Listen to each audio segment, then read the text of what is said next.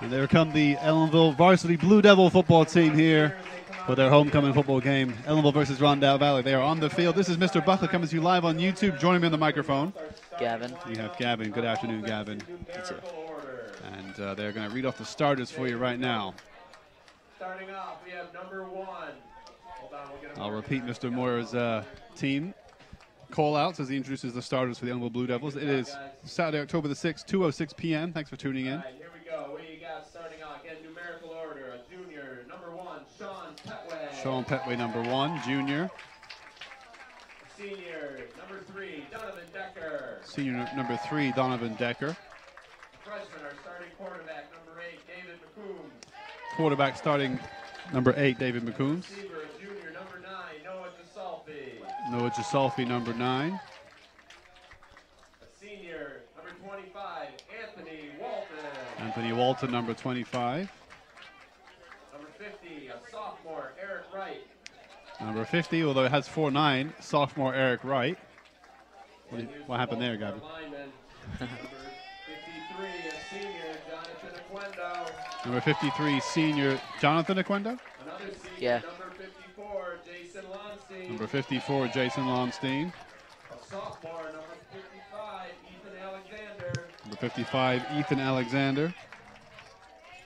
There's another senior, he's been around for a while, number 58, Conrad Brissett. Number 58, Tyler Crissett. Conrad, I think. Senior starter, number 63, Corey Pizarro. Number 63, Corey Pizarro. As you know, our head coach is Mr. Dan Kavanaugh, And assisted by Mr. Dan Kavanaugh is head coach, Grigliano, alongside Mark Logan. Mr. Grigliano and Mr. Logan. We are now going to have the captain's meeting and the coin toss. This time I'd also like to share who our officials are for this afternoon's contest. All right, so we'll let you watch the captains do their introductions to each team. And Gavin and I will take a short break, but we'll be right back for the national anthem, right? Yep.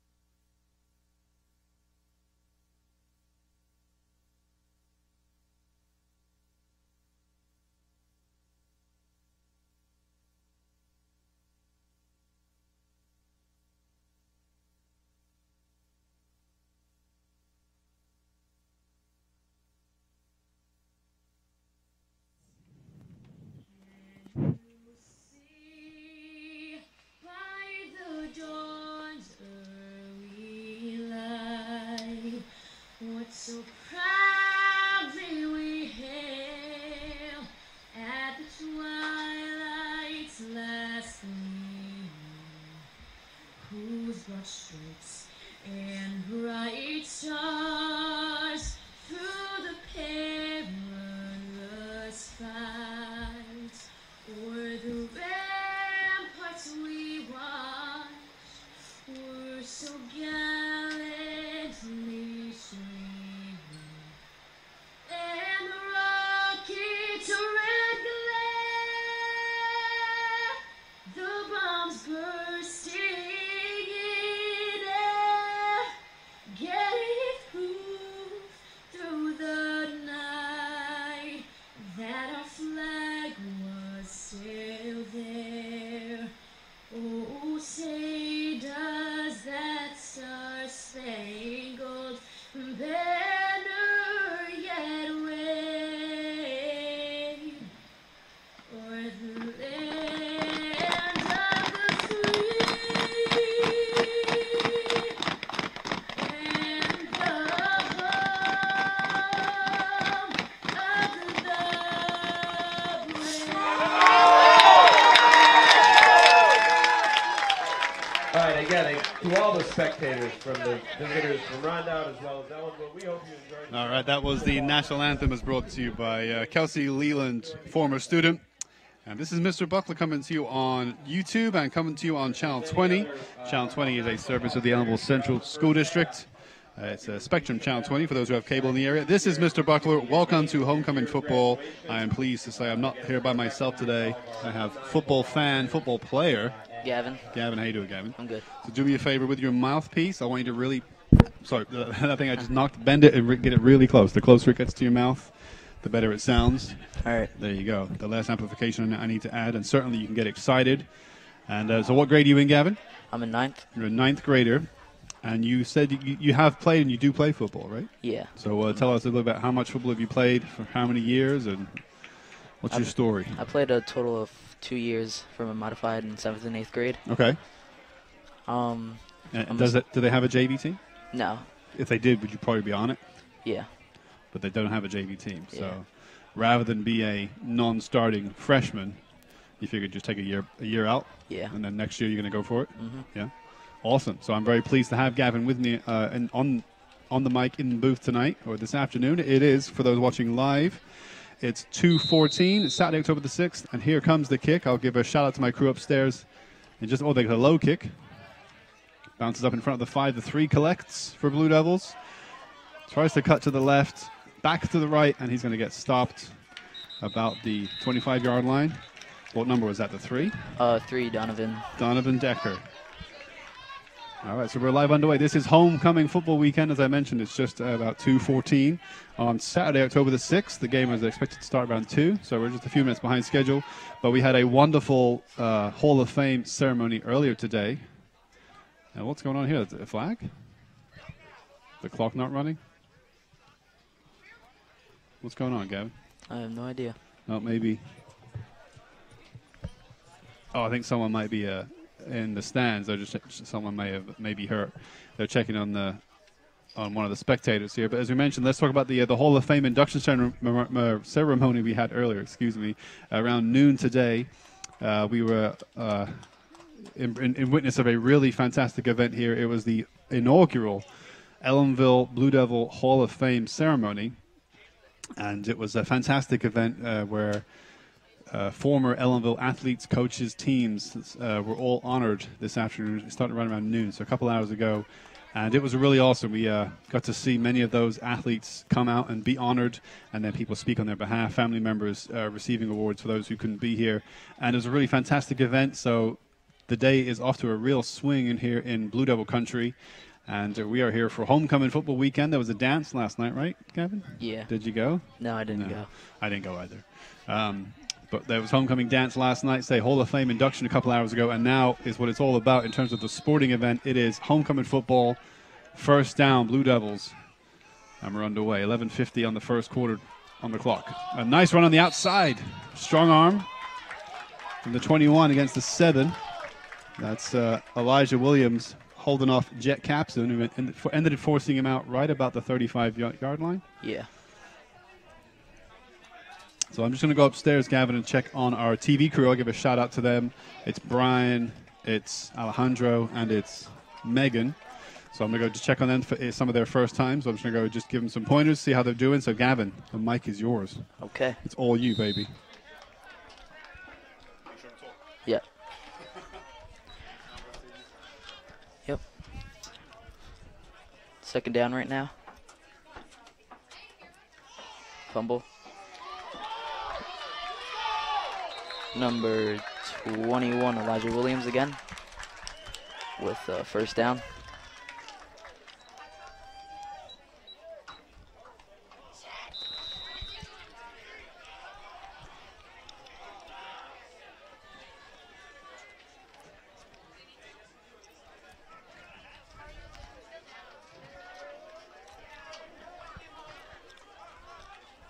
Getting ready for the snap.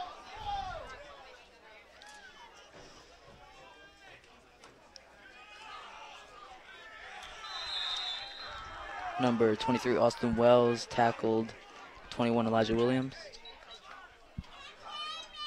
for a loss of 2 yards, I think.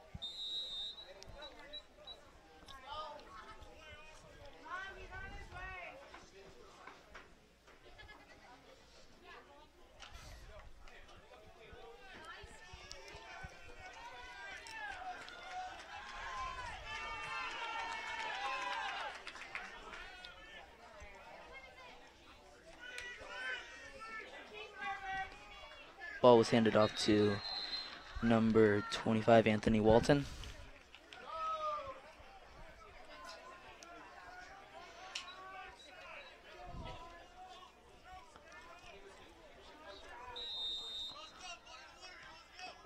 It is now third down.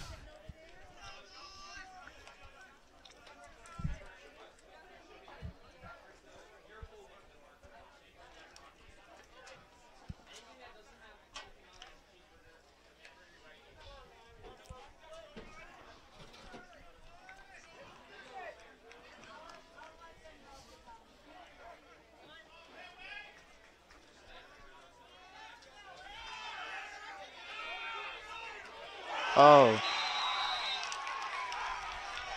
David McCombs, number 8, tackled by number 3, Matt Kelly, for a fumble.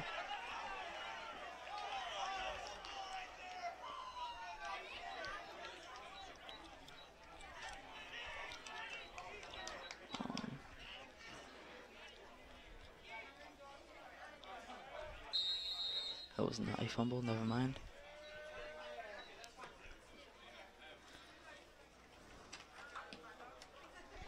Number 7, Jonathan McCombs punts the ball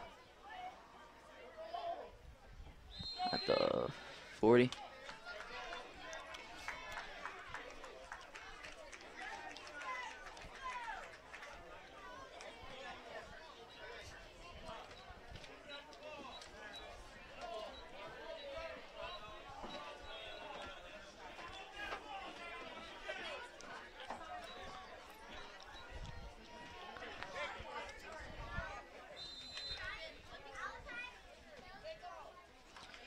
All right, Mr. Buckler's back on the mic. How we doing, Gavin? Blue Devils are on defense now. They lost possession. Yes. Score is still 0-0. Yeah. 9:01 on the clock in the first quarter. They're going for running on the outside. Gained about 4 or 5 yards. It's the number 1, Lucas Poremba, senior.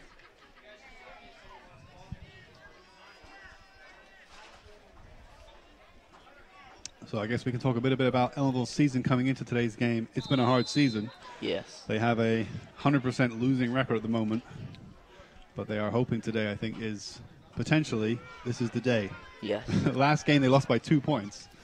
The last game was last weekend, but today is the day. Blue Devils are really hoping. Number 23 takes the disguise pass. No, it wasn't.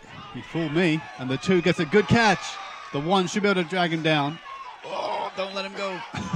Sean Petway got a little help. Takes down Dallas Romaguera.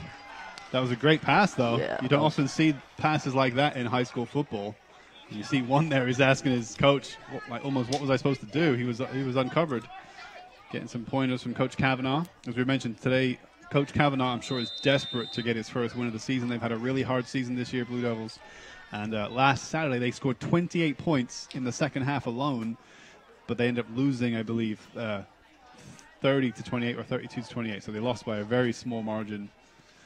They certainly had a better game last week than they've had much of the season. 23 charging through. Oh, he's broken the tackle again. 63, got him. So the 23, Joe Frey, eventually brought down by Corey Pizarro. Corey Pizarro, member of the studio, senior this year. So our crew upstairs is doing a great job, especially I think it is all of their first time on camera and vision. So again, we thank you for tuning in to YouTube and Channel 20 to watch this game. And now is it first and goal yet? Not quite. No. Hand off to the 23 again. Tries to go through the center again, and he's going to get stopped.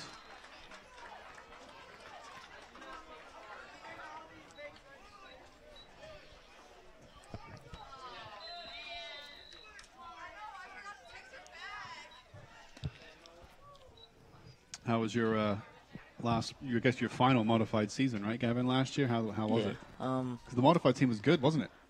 When the 9th graders were on it. Meaning yourself? Yeah.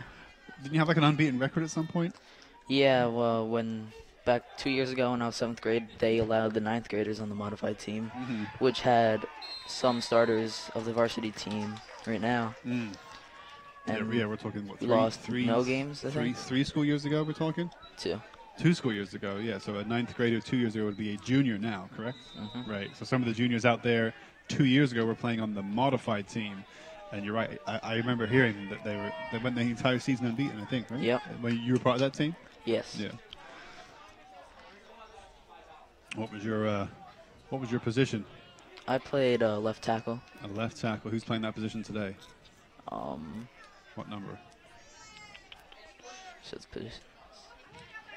There's a fake handoff to 10, throws it, caught by the 2.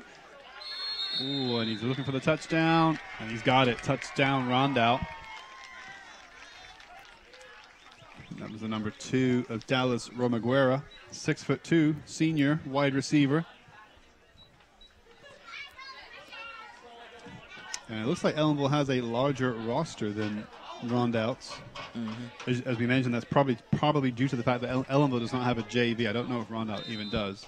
They do. They do? Yeah. So Ellenville doesn't even have a JV, so therefore you'll get lots more freshmen and sophomores making up the roster sheet. There's the kick, and it's good. So Rondout leads 7-0. So crew upstairs, if you can hear me, try to get a shot of the scoreboard, just to visually let our fans know that Rondout leads 7-0 with 6:01 halfway through this first quarter. Ellenville homecoming football, and you can see some of the heads down seemingly, but there's plenty of time in this game. It is a fairly young Blue Devil team. I don't see too many 12s on the roster sheet. There's seniors: Donovan Decker, John McCombs, Joe Aquendo, Daniel Wickman, John Aquendo, Jason Lonstein, Corey Pizarro, and Nali Stewart. So only about a half dozen seniors, really, on a roster sheet which has a lot of names on that sheet. There's at least 25 names, I want to say, on the Blue Devil roster, and only about 6 or 8 at the most are seniors. So a fairly young team. getting ready for kickoff. What do you think is one of Ellenville's keys, something they have to do to try to win this game, having watched it for 6 minutes? Well, when you were upstairs, I saw a couple people got past the line pretty easily. Forced 4th down. So maybe the line. It's a good kick. Finds its way to the 21. He's going to try to go outside, try to shake left and then cut right. Elijah Williams. Williams goes down on about the 30-yard line. Yeah. Now, who was your coach, Gavin, when you were on modified? There was 3. Coach Lonstein, Coach Wright, and Coach Wardinsky. Coach Wardinsky, he's upstairs right now on tower duties, I believe. Yep. Assisting the sideline coaches, which would be Coach Kavanaugh, Coach Logan, and Coach Grigliano. I think that there's 2 coaches upstairs. Do you know the other one? I don't know their names, but I know Coach Wardinsky is upstairs, and I believe there's another coach upstairs as well. There's 3 there. Yeah, there's 3 on the sideline and there's 2 in the tower. All right, here's the first down for Blue Devils. Oh, he's going to go into his backfield. Oh, he's going to try to get away. Oh, dear, he's going to get brought down. Is that Walton? Anthony Walton, how many large yards did he lose there? Maybe 15, 15, maybe 12, my goodness. What's that, going to be 2nd and 30? They might get a safety. 2nd and 30. Not good for Blue Devils.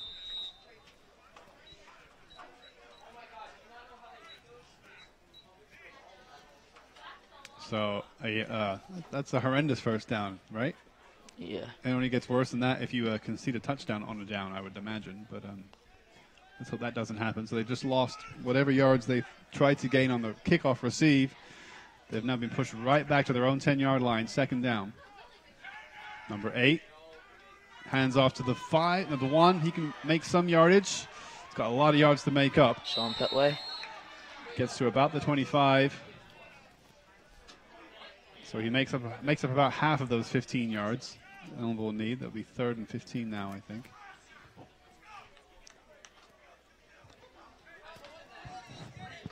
Now, one thing I can't tell you is Rondout's record coming into today's game. It's not on our sheets. But do you know how their season's going? No.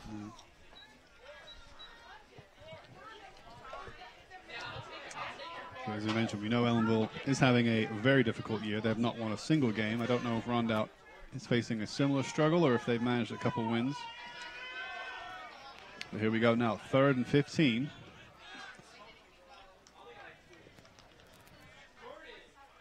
Oh, false start, they're going to say on that. I think everyone saw that with the 55. That's, no, not 55. What number is it? It looks like Ellenville lost yards. How does that happen? What was the call there, ref? It was false start on the offense. That's why the 55 started moving. Oh, boy. So, what's that? 3rd down, 20 to go. Ellenville may as well just kick it now. 23, trying to force a false start. 8, throws it. Good catch by the 3. Can he get through? Oh, what a jump. A jumping tackle on his back. 23, Austin Wells brings down, who was it who had the ball there? Donovan Decker. So a great tackle by Rondout. And they are coming out strong in this game. They probably know that Ellenville obviously has a poor record this year, and they know that they just want to get right on top of them. Just hold them down, force them back, make them doubt all their preparations they've been doing all week. They just want to make them doubt themselves. And they've come out strong. There's the high throw back to 7. We'll punt it. It's going to bounce. And the 25 will get a touch. And the 53 looks across to his coaching staff. His hands are on his hips. That's Jonathan Aquendo, senior. Now I think he's been involved in the team for, this might be his 3rd year, right? John Aquendo. Yeah. I think he was involved when he was a sophomore. So he's seen better days. I remember last season the Blue Devils, didn't they lose a few straight to start the year, but then they got on a really good run. Yeah, they lost 2 and made it to the... They still made it to sections. Yeah. Because they had a really great second half, or after that initial disappointment. This year, it doesn't look like it's going to be that way. I wonder, in fact, if there are sectional hopes. How many regular games do you play in the season, do you know? High school football? Is it 8? Or is that too many? It might be 8, maybe. It might be 8. And I think they've played 5, lost 5? Does that sound about right? So they may have already missed out on sections, right? Probably. So it's going to be 2nd down now for Rondout, just inside Ellenville's half. 2nd and 4. Fake handoff, and there's a nice throw to the 3. What a great throw. A great catch. Oh, he's brought down just shy, 5 yards shy of a touchdown, but what a catch and what a receive by the 3, Matt Kelly, 12th grader. He's listed here as a QB, but he's not starting quarterback. At least he didn't throw that ball, did he? No. I don't see any other QB on their sheet, unless it's Sam Serrano is also listed as a QB. That was a great catch by Kelly for Rondout, trying to get a second score on the board. With 2 minutes to go, there's a 2-minute warning. We just passed it. But there are no 2-minute warnings in high school football, right? No. If we were in the NFL right now, we'd be going to commercial, wouldn't we? 'Cause Yeah. It's like 2-minute break. All right, here comes 1st and 5. So 1st and goal, full start. On the defense. Is that right? No. Maybe. Offsides. What's the call there, ref? Offsides? False start on the offense. So the offense gets a 5-yard penalty for a false start. What's your name, ref? Phil. We give a big shout out to Phil. He's assisting us here in the booth with some official calls. And here comes the charge right down the center of the 23. Again, he stopped now with about 3 yards to go. So a big thank you to all the officials for doing today's game, and especially to Phil here in the booth. He can assist us with calls when we're not sure. Yeah. So now it's going to be, is this 3rd down? 2nd down. 2nd and 10. No. It's about 2nd and... 2nd and 3rd. There's the handoff. He's not got far to go. The 23, he's stopped on the 5-yard line, and he's pushed back. So it's going to be 3rd and 5. By Well, 54. That's Jason Lonstein. So it's going to be 3rd and goal.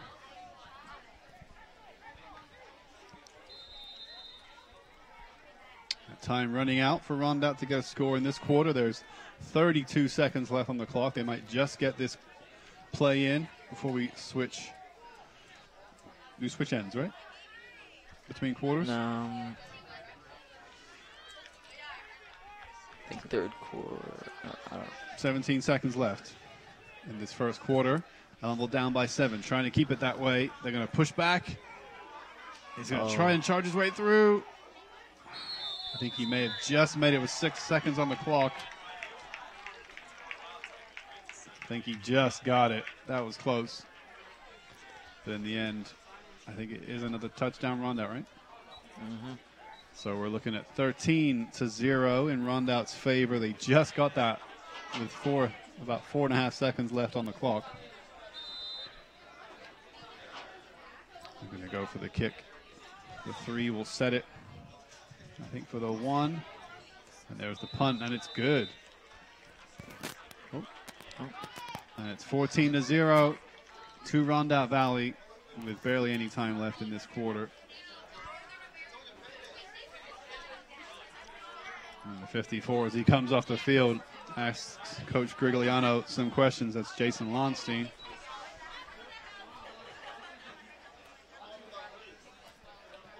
It's going to be tough for the Blue Devils to take if they suffer a big loss today. After that good win last weekend, I'm sure they were hoping some momentum was building, and they could bring some of that momentum into today. But, you know, it's okay to lose if it's a tight game, but if Blue Devils, on homecoming weekend of all things, if they get handed a big loss today, that's going to hurt. If they can at least be competitive, be in the game. So Gavin, Yeah. you got this for the return, for the Yeah. kickoff?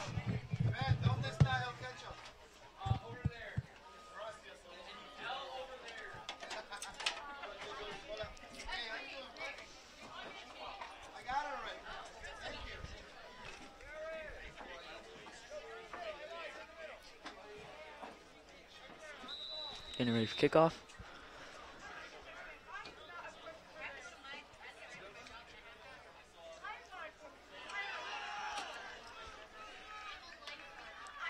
I believe Elijah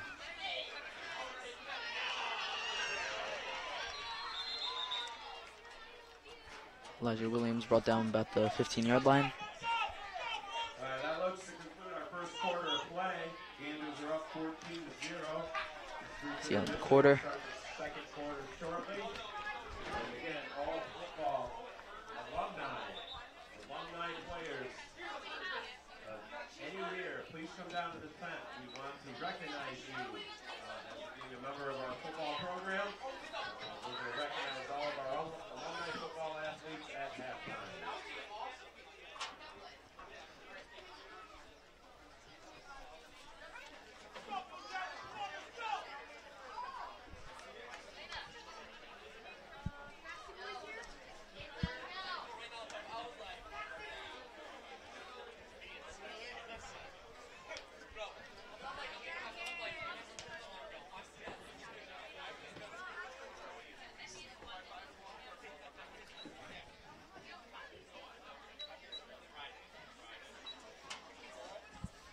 Going over to the other side of the field.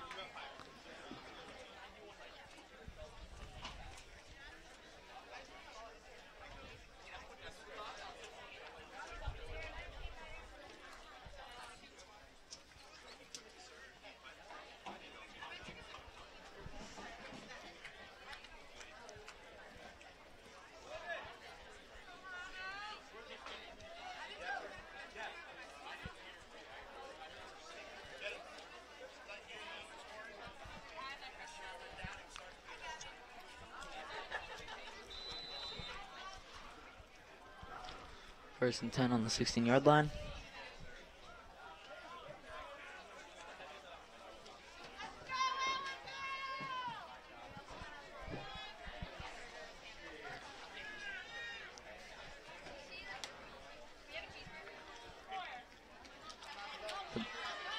Sean Petway with the run on the outside. And it looks like we're going to be down for a touchdown. Number 1, Sean Petway with about an 80-yard run.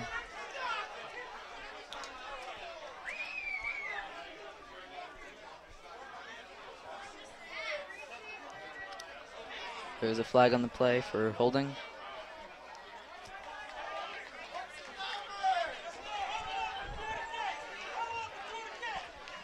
What was that? What was that penalty?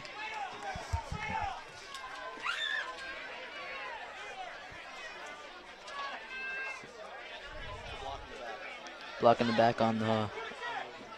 Oh. I think it was on the offense.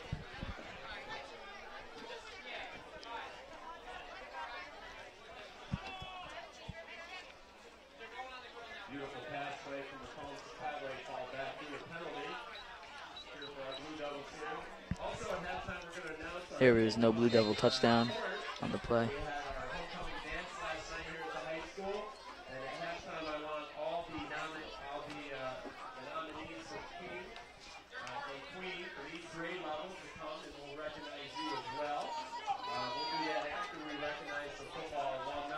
They're now first and 10 on the 33-yard line.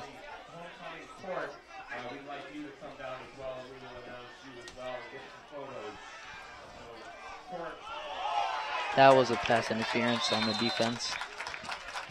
I believe. I'm missing all the action, right, Gavin? Yeah. So while I was away off mic, well, we thought we scored a touchdown. It was not given for what reason? Block on the back. A block on the back by the offense. Yes. I take it. So the touchdown was ruled back, but then there was an offensive play, and what just happened there? It looks like there was a pass interference on the defense. So that'll be a penalty for the defense of 10 yards at least, it looks like, right? Should be. 10-yard penalty, Phil? 15-yard penalty. Thank you to referee Phil. So Blue Devils, not quite as happy as they were a couple minutes ago when they thought they scored a touchdown, but they'll certainly take that 15-yard penalty. So they're on there just inside their own half by like 4 yards, 3 yards. First down. Timeout. I didn't see a flag. Well, the referee must have just slowed the play down there, right? Yeah, I think he was talking to number 8, David McCombs.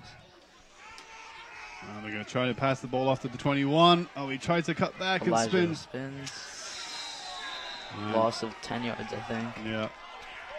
It's a shame. He was number 65. Yeah, he was deep going for a good run, and then he tried to cut back, and that was probably the wrong choice. Paul DeGraff, Isaiah Jones, 65 for Rondout. He read that cutback well and just said, all right, if you cut back, you can cut right into me. And that's exactly what happened. So Rondout, a good dominant performance so far in this first half. We're in the second quarter with just under 11 minutes gone. Just under 11 minutes to go until halftime. And Rondout leads 14-0. Second and 17. Lost 7 yards. The ball on Ellenville's 40.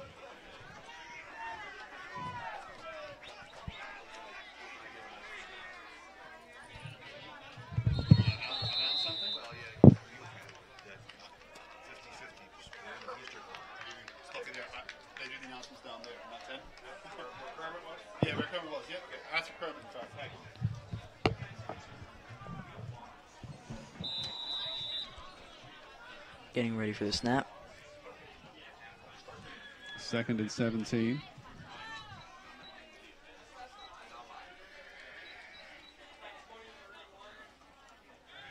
Nice throw across by the 8, finds the 25. He's going to get pushed out of bounds. Oh, a solid tackle.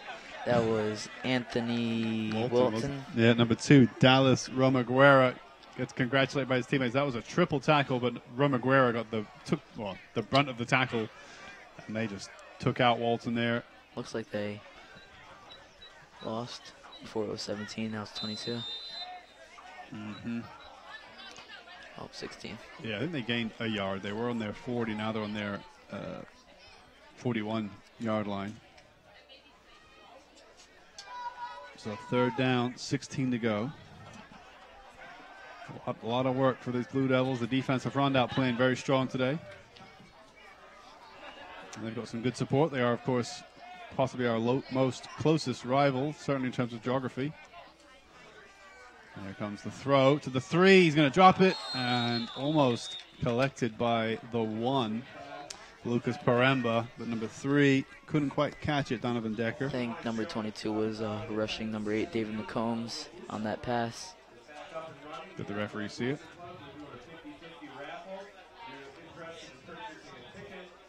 Oh, you know, I see the jug. I wasn't sure if they were playing for the jug. You know what that jug is? Yeah. Tell us, Gavin. Oh, wait, no, I don't. You don't? I heard it was like some kind of milk jug, I think. It's a special jug. It may be historically a milk jug, but it's the I think it's the Hudson Valley jug, or at least the Shawangunk Valley jug that Ellenville and Rondout always compete for when they play these games of football. There's a high snap back to the 7, and a big kick.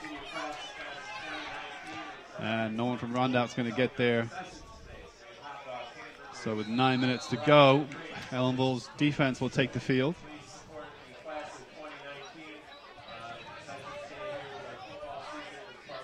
Let's see if they can withstand another Rondout offense.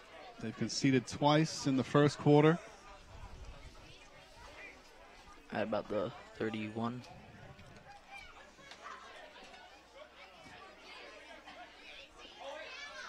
Now, do you watch some football, Gavin, that's not high school football? Do you watch any either college or NFL football? I watched the Giants. You're a Giants fan? Yeah. Oh, you're wearing your jersey today, I see. Very good. All right, the snap back to 10, hands off to the runner. There's that 23 again, making a charge, Austin Wells. How are the Giants doing this year, Gavin? I don't know. I think they're doing about better than last year. They won. They beat. I don't remember. I got to admit, I usually try to watch some games. I haven't seen any games this year of the NFL. I think they won a couple. There's a throw back to 10, hands off to the 23 again. He's going to make first down just. If not, he's got it by inches, but I think he made it. Yeah, it's going to be 1st and 10. Just inside their own half.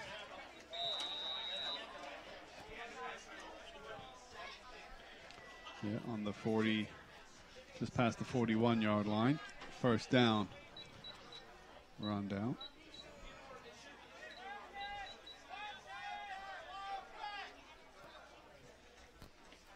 Fake handoff. 23 again, going for it. Gained about 1 yard maybe. And the 49 and the 21 had a collision there. The 21, Tyler Tomlin, it looked like, and the 49. Well, I mean the 40. I don't see a 49. It's like off the ball, but maybe the two players just collided after the initial charge. No foul called, no foul seen. So 2nd at about 7.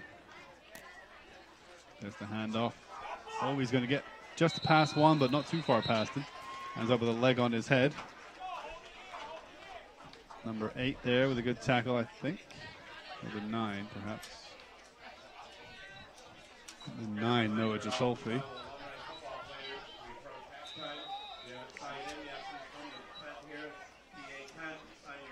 So 7 minutes to go. Till halftime. Yep, Ellenville down by 2 scores.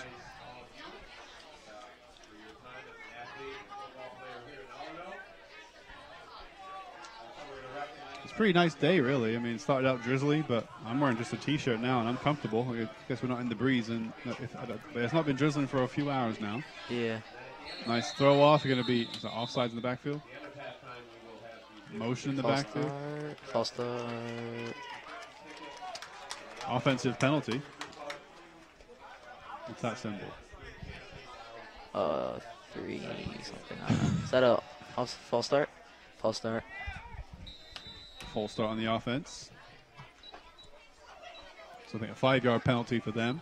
So it's going to be third and 10.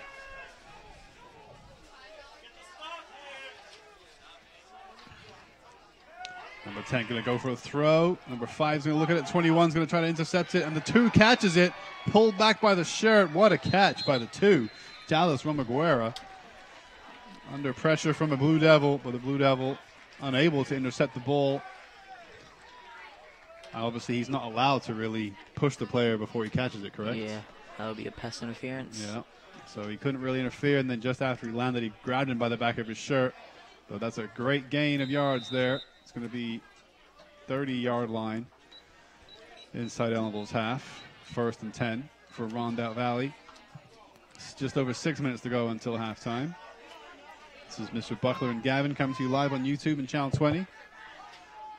Nice handoff that's faked. And then the second handoff does go to the 23. He's got 3 players around him, but he's got pace to beat him. And eventually the 25. Oh, bit of face mask on the 25. Yeah, I hear the crowd asking for the face mask on the 25. He had his arm raised, the guy with the ball there for Rondout, but it'll be interesting to see what the referees say. Oh, we got a Rondout Valley player.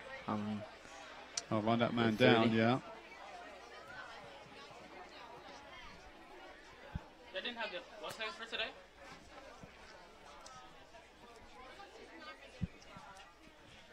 So yeah, everyone's going to take a knee. Let's see, can we get a shot at the scoreboard if you're upstairs? Get a shot at the scoreboard so we can see the score back home and see how much time is left until halftime. I'll leave you for a second, Gavin. You got this? Yep. There was a flag on the play, but also an injury. See if we can see who it is. Maybe if he lifts him up.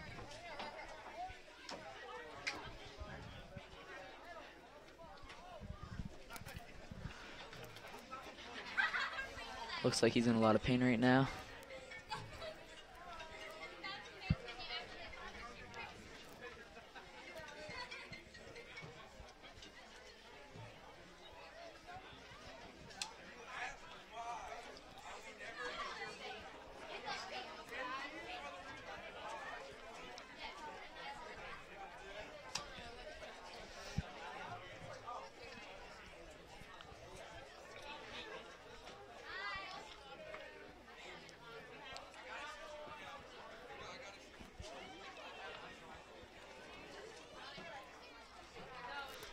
Looks like they're going to try lifting him up. And it's number 76, Joshua Moore of the line. Maybe something wrong with his right leg or something.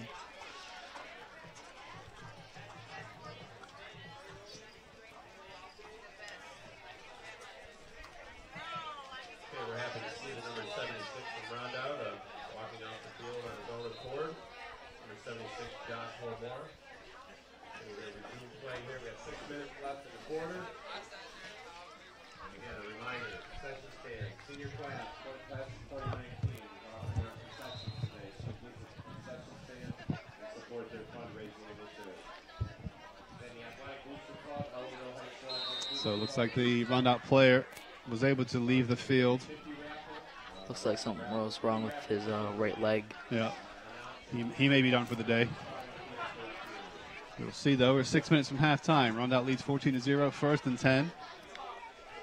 Well, maybe not 1st and 10. 10-yard penalty, maybe. Maybe 1st and 20 or 2nd and 20. Long throw. Interference, perhaps. Yeah, referee throws that flag. Number 1 has his hands up as if to say, what did I do? The referee's looking right at him. Sean Petway says, whatever. So that's going to be pass interference? Yeah, I think so. Let's see what he does. What's the penalty for that? No, like 10-yard penalty?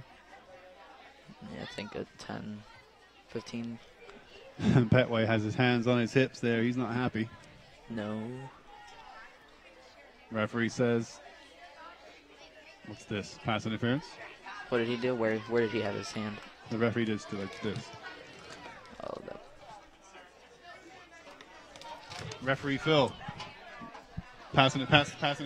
Holding call On on the offense. Probably on Sean Petway, right? the defense? On the defense. On the defense, sorry, yeah, that's what I meant. So a gain for Rondout Valley. They're on the Ellenville 30. Trying to add to their 2 scores. Hand off to the 23. It's been pretty successful. He's going to go wide right. Not stopped by the first, but stopped it in the end. The 49 couldn't bring him down. That was I think that was who's 49 for Ellenville? I don't have him on our sheet. 56, 58. Oh, the 49 was the 50, wasn't it? The 49, I think, is Eric Wright. He's listed as 50 in our sheet, but I think he's 49.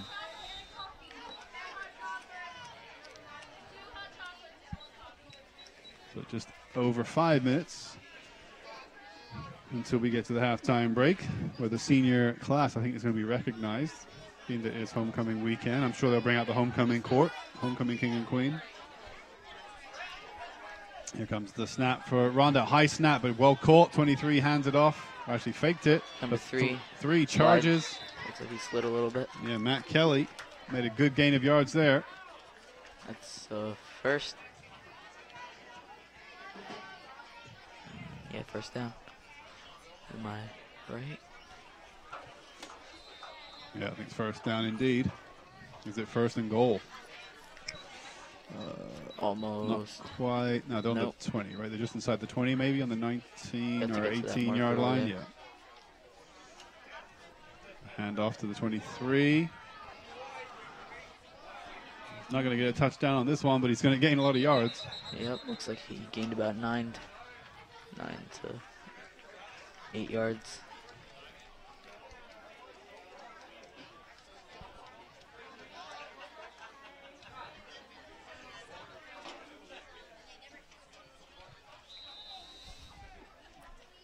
Just over 4 minutes to go until halftime. Ellenville yet to be scored on in this half, but sorry, in this period, in this quarter, they conceded 2 in the first quarter, but so far, in the opening 8 minutes of this quarter, they've held Rondout. It could change with this snap. The 10's going to go for a throwing play. Dropped. Oh, and almost caught on the second. Number 5 almost had it. Yeah, 5 dropped it. 5 No, he almost caught it, but he didn't get to it in for a time. Rondout. For Ellenville. No. Daniel Wickman. But yeah, the first Rondout receiver bobbled off his hands and up, and then a second Rondout player who was practically in the end zone could have caught it, and it would have counted as a touchdown. Yep. And that was the one, Lucas Paremba, but he couldn't get a hand to it, and he looked frustrated there that he didn't seal a third touchdown inside 4 minutes here until halftime. So good defense from Ellenville. It's a second down now.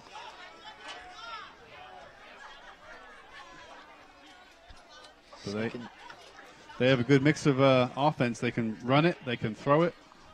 Yep. They're a decent offensive team here, Rondout.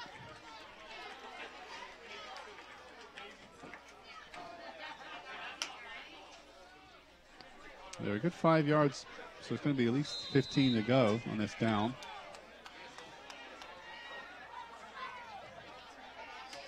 Snap back to 10, hands off to the 23. He's going to be stood up. And that's what you call a team effort right there. A team tackle.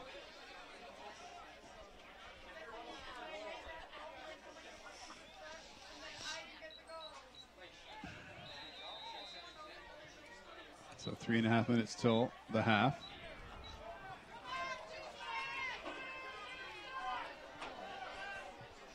Third down and 15.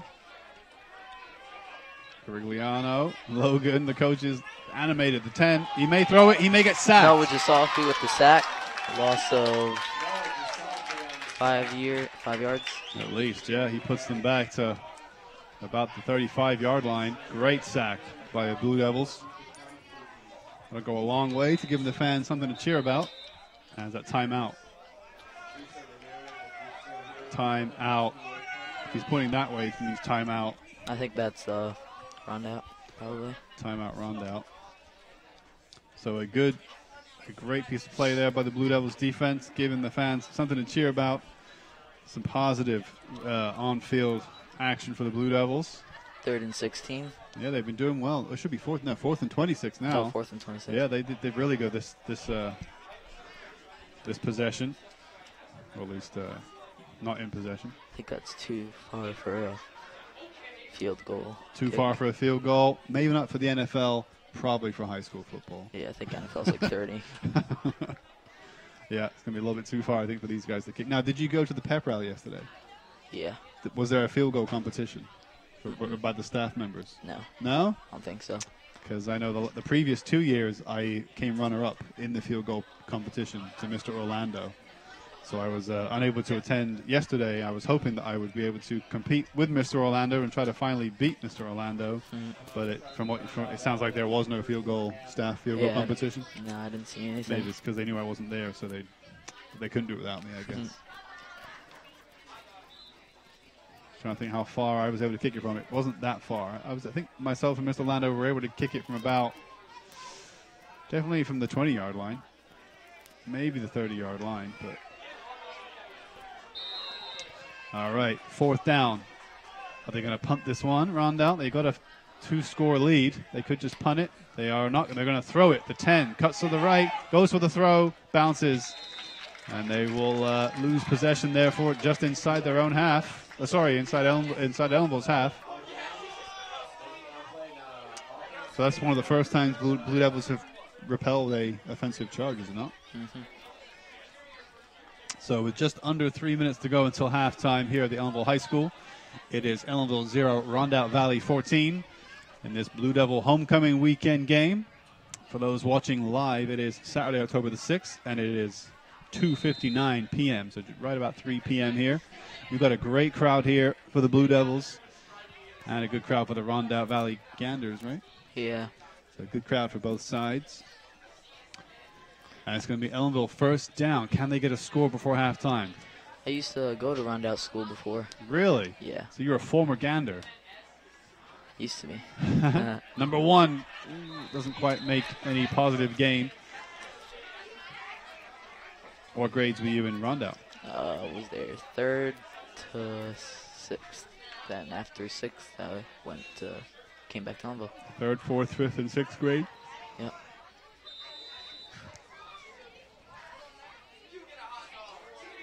Do you feel like a Blue Devil or do you feel like a Gander? Gander. Do you feel like a not?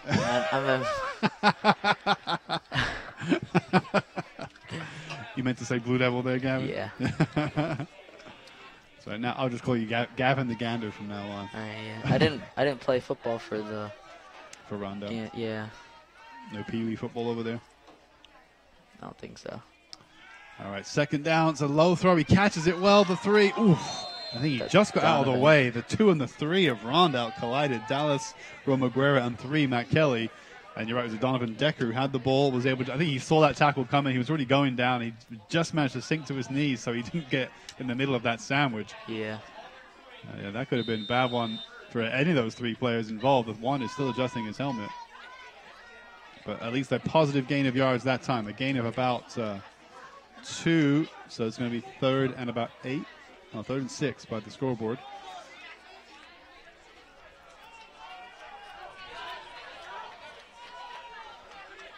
So an all-important offensive drive here. The clock is ticking down towards halftime. So they will lose any possession they have, any field position. Oh, a handoff. The 3 steals it. Interception. Yeah, interception. He's going to drop to the 49-yard line inside Ellenville's half. And that's going to be a turnover in possession. So Rondout, having been repelled so well on their previous drive, they're going to get the ball back on a 3rd down interception just inside Ellenville's half. And now it will be 1st down to Rondout with a minute to go until halftime, and they are in charge now. They are looking for that 3rd score. Blue Devils can get to halftime down by 2. That's something they can build on. Down by 3, things start to get a whole lot harder.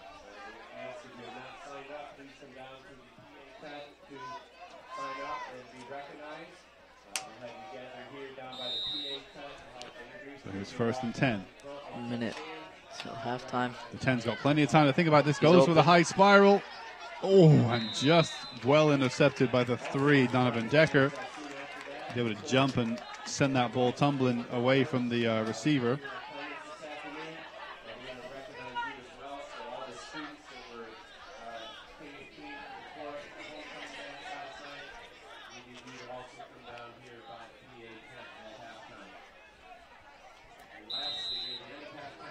So 56 seconds, 2nd down. And it'll be 2nd and 10. No gain of yards there after the unsuccessful throw.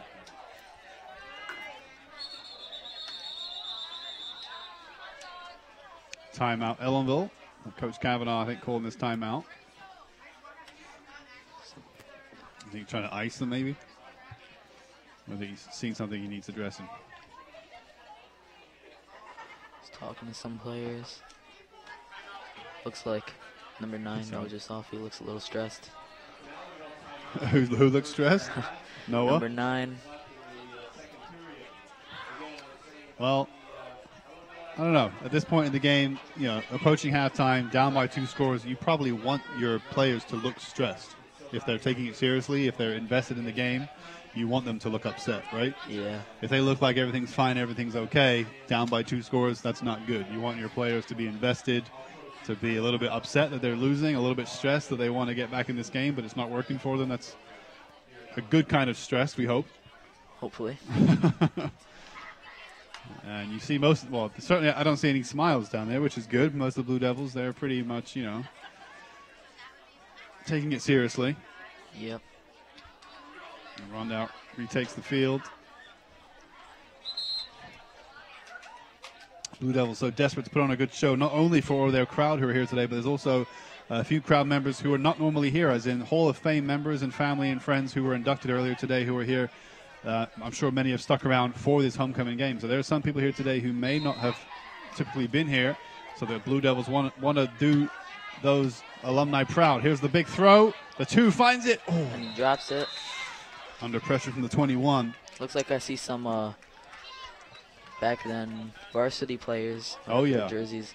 Yeah, there's quite a few varsity members out and about in the crowd today. I think we may see them at halftime when they recognize former varsity football players. Yep. So a great interception, or a great interference by Elijah Williams. It was clean. He put off the receiver just enough. And it's going to be 3rd and 10 now. They've gone for 2 throwing plays, which I guess they can afford to do, being up by 2 scores and in a good field position. So Rondout going for some throws. Let's see if they do 3 in a row or if they try to switch up on this one and go for a running play. There's the snap, and they do go for the handoff to the 1. A double handoff from the quarterback and then to the 1. And the 1 is going to make 1st down, Donovan skid off Decker the field. rushes him out. Great play by Lucas Paramba to make 1st down. I thought that might happen, how they went for 2 throws in a row, and then Ellenville had to be ready for a 3rd throw, but they were able to switch it up and go for that charge. But a nice wide run by the 1. It's 1st down. 34 seconds left in the 2nd quarter.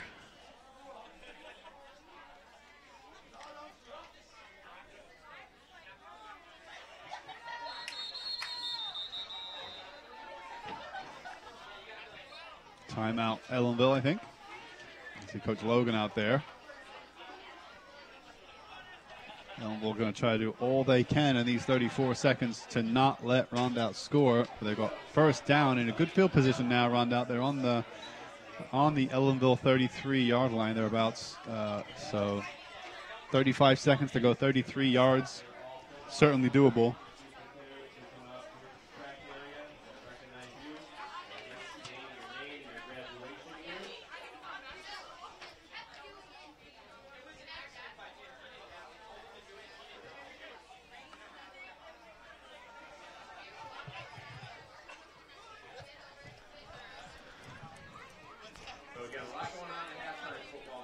Yeah, a lot going on at halftime. Mr. Moore, you might be hearing in the background on the mic, addressing the crowd. That's the athletic director for Ellenville High School, Mr. Moyer. So here we go, 1st down, 34 seconds. He's going for a pass play. It's a short pass, Looks like it was. and he's down. Quarterback is down on his face. Hopefully there was no foul there on the quarterback. Number Number 10, but I don't have a 10 on our sheet, do you? Might be So Zach. we thought it might be Sam Serrano is listed as a tight end or a quarterback, and then we have number 3, Matt Kelly, as a quarterback or a defensive back. So I'm not sure. We don't have a 10 on our roster sheet. I'm not sure who the 10 is. But 30 seconds to go. 2nd and 10. Rondout dangerous from either a throwing play or a running play. 33 yards from the end zone. Yeah. There's the handoff. He's got it. He goes for the throw this time. It's way too far for the 3 to reach. Looks like, yeah. About at least 5 yards in front of Matt Kelly. They did this before. They did 2 throwing plays. They were unsuccessful. And the 3rd down, they went for a running play. So let's see if they keep up that trend now, or if they go for a 3rd throw in a row. 25 seconds left. I guess the only danger of going for the throw now would be if Ellenville were to just catch it and run all the way to the end zone for a touchdown. That would put them right back in the game before halftime, which Rondout does not want to do. They can essentially run the clock down here if they want to with some with the drive, with the running drive. So let's see now. I will anticipate they will go for a running play, but they may catch Ellenville out and go for a 3rd touchdown with a throw. They are going to go for a throw. He's going to catch it and just go to ground before the end zone, about 10 yards before the end zone. So I was wrong. They went for a throw. Shows you how much I know about football now, Gavin. That's not a lot. So a significant gain of yards there. I think it's either going to be 1st and goal. If not, then they're pretty close to that. Looks like Rondout called the timeout. Yeah, about 17 seconds. They're looking good to get a 3rd touchdown right before halftime here.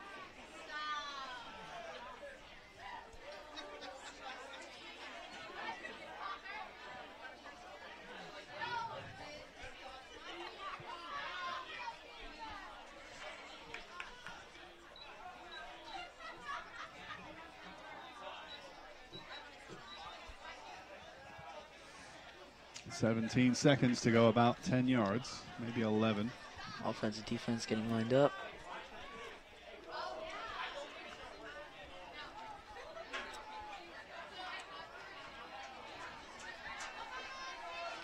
And now their options are wide open. They can throw it all the way into the end zone. They can probably charge it into the end zone. Let's see. Try running to the left, outside. You've Maybe. got three players to the left of the quarterback. He's going to look to that side. Fakes to the right instead. Has no choice but to throw it short. He's going to catch it just short of the end zone, I think. Nope, incomplete. Incomplete pass. He might have dove too far out of bounds with the ball. Oh, and as an Ellenville player down and hurt. I think it might be Anthony. It might be Mr. Walton. He's off on out on the sidelines on the far side. Remember a couple games ago, he had a very bad concussion in the season. Coach Kavanaugh is going to go over to address his teammate. See how he's doing. Ellenville player's taking a knee, so are Rondout. So yeah, we'll take a quick break to make sure that this player isn't. 10 seconds left in the 2nd quarter. Yet not long left, for sure. A lot of pain over there. Yeah, he's writhing around on the floor over there. Let's get a shot at the scoreboard if we can from my awesome crew upstairs, Alejandro, Brian, and Megan. Big shout out to them, doing a fantastic job. First time for them all up in the video booth. So let's get a shot at the scoreboard if we can to show what Gavin just said. Just over 10 seconds remaining until halftime. Ellenville down by 14 points. We should remind our viewers they conceded they conceded the first touchdown midway through the first half. Second touchdown midway through the first quarter, excuse me. Second touchdown they conceded right in the dying seconds of that first quarter. And now Rondout looking to get a touchdown in the dying seconds of this quarter, right before halftime. But Ellenville, if they can keep Rondout to Looks 2 like scores. He's standing up. So it is number 25, Anthony Walton. He is standing up and able to walk by himself. No limping or anything. He's walking fine. So Rondout going to try to get that 3rd and very important score. I'm sure most football fans know once you get 3 scores up, it is hard to come back. Not impossible, but it is hard to come back. Blue Devils scored 4 touchdowns, 28 points in the second half last week, so they could come back from 3 scores down, but just psychologically, when you're down by 3 scores, it's very hard to come back. If Ellenville can keep them at 14, that's a certainly doable comeback to win. Getting ready for the snap. Second down. The 10 goes for the throw. The 1 couldn't quite intercept it. And the 1 catches in the end zone, Lucas Paremba, and he makes the touchdown with 4 seconds left. There's a flag on the play. There is a flag on the play. I saw some Blue Devil players pointing to say something happened, but I don't know. Referee. Might be a holding. Something. A foul on the offense, I believe. Ineligible downfield. So what does that mean, Gavin? Explain. Person downfield was ineligible. I could have said that. We'll talk to the referee in a moment. Maybe he can explain that rule. You got some fans down there, Gavin. You know why? Because you're on YouTube right now, so everyone knows you're on YouTube. Yeah. Do you have a YouTube handle? Yeah. Is it clean? Can you say it over the areas or no? Yeah, I can. Okay. All right, so second down. No touchdown in the last play. The 10. He's going to go back and get sacked. And yes. Sacked. Tries to throw it to the ground. He lost possession of the ball, looks like. Rolled away out of bounds. A nice sportsmanship from the 7 there, the Blue Devils. That was Jonathan McCombs. He made a point of asking if he was okay. Looks and like that does it. Blue Devils going to have a chat with the coaches. Yeah, we're going to take a halftime break. So Blue Devils did what they were trying to do so badly there for the last few minutes, and that was stop Rondout from scoring a 3rd touchdown, and they did it. So we are at 2 touchdowns down. Ellenville down by 14 points, but we will take a break for the halftime. But be sure to stick around if you're watching. We will certainly bring you the images and maybe some sound, but definitely the images of whatever's going to be happening here at halftime as the seniors and former Ellenville athletes are going to get recognized, I'm sure. So stick around. We'll be back for the second half in about 15 minutes.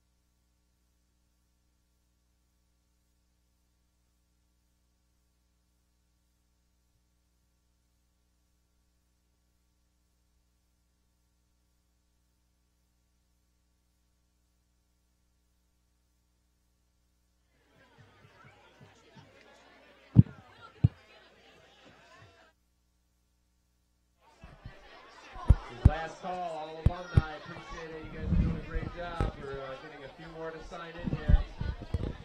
Then I'll get started.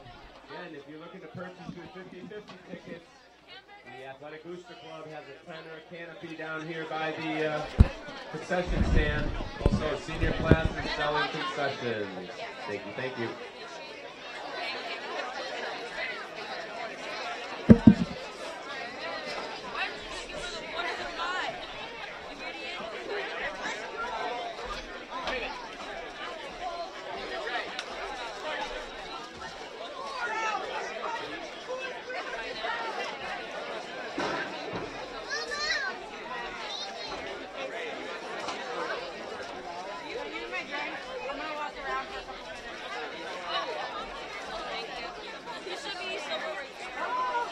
All right, Ellenville fans, here we go. When I call your name, alumni players, again, this is in no particular order. It's mostly based on how you signed in. So I hope you're okay with that. And so here we go. And I'm going to start off with Ray Younger, class of 1974. Merrill Connor, class of 1984. Steven Gutierrez, 2014. If I mispronounce your name, you can let me know as you walk by and I'll do it again. Jesse Gaeta, 2014. Scott Little, 1989. Next two are on our coaching staff, and they're with our team right now. Mark Logan, 1994. Dan Kavanaugh, 2001. And also we have a modified coach who's with our team, Pat Wardinski, class of 2000. Herb Lonstein, 1976. Wayne Story, also one of our Board of Ed trustees, class of 1991. Recent grad, outstanding receiver, Raymond Younger III, class of 2018.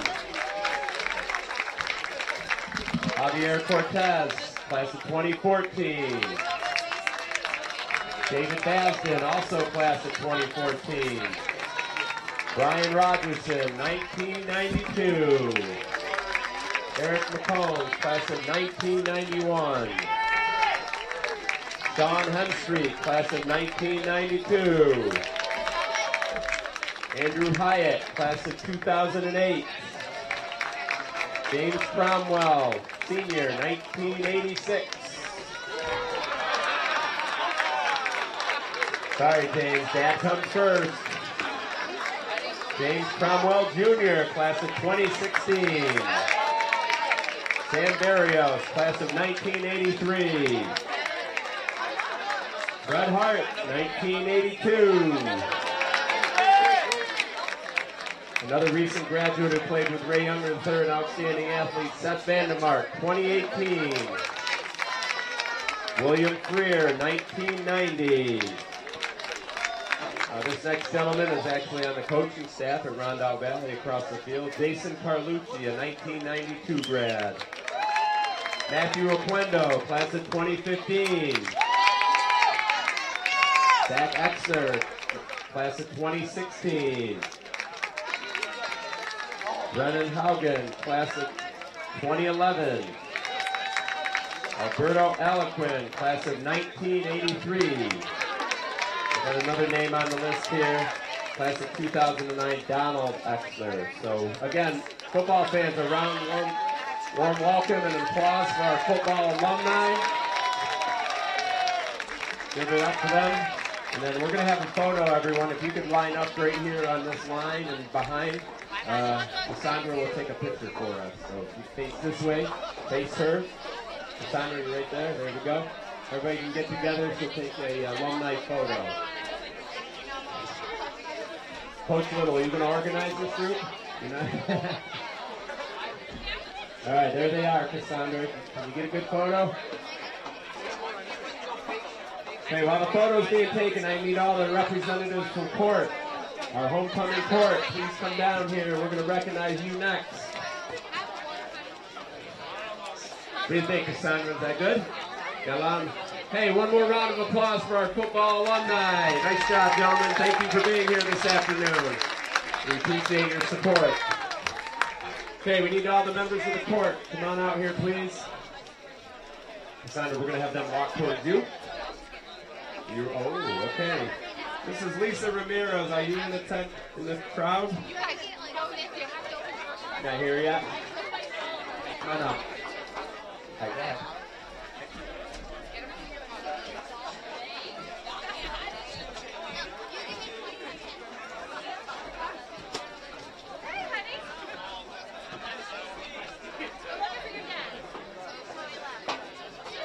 Bella Ramirez. Bella, are you here? You're here, right? Bella Ramirez, well, you can come in. I'm going to hand off the camera to you. There it is. You can use this. You can use the camera.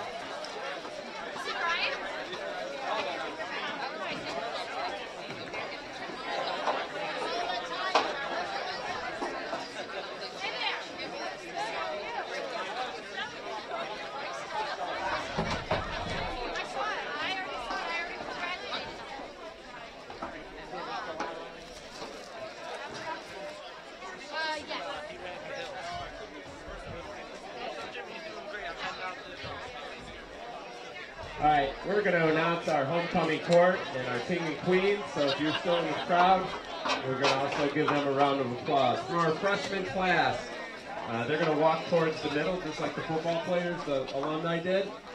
We have no, they're walking toward Bella. They're walking right down this way. There we go.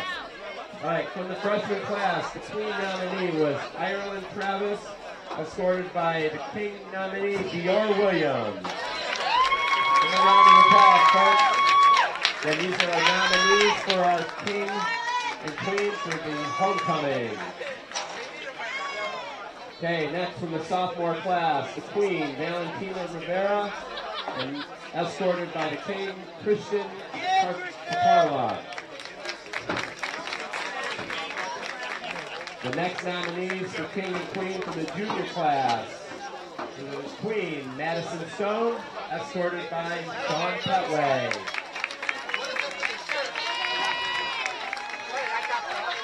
And the nominees for our senior class were Cassandra Reyes, the Queen, and escorted by the King nominee, Ben Pidell.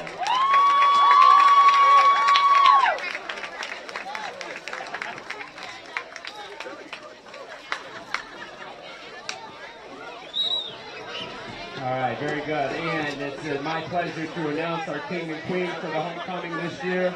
It is our seniors. Please give them a round of applause. It is Ben Pidell and Cassandra Reyes for our King and Queen. All right, so congratulations. Did we get a good photo of everyone? All right, we're going to take one more quick photo, and then they'll be free to go. And again, one more round of applause, please.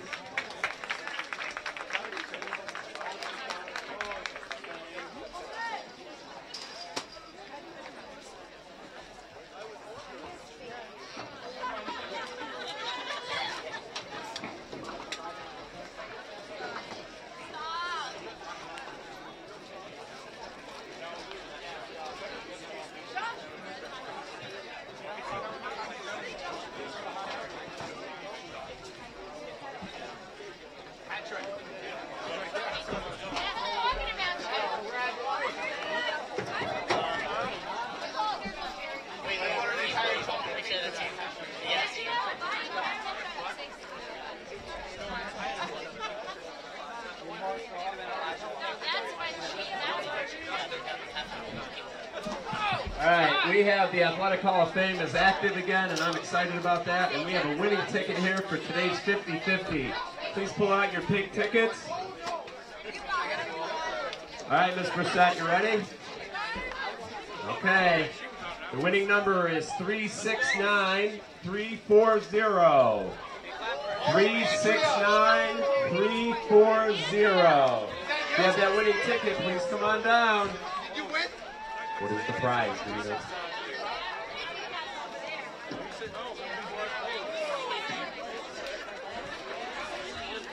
Who is it? You were close. Justin, as you're running across, are you the winning ticket? I believe it's Justin Giuliano. And what is his winning?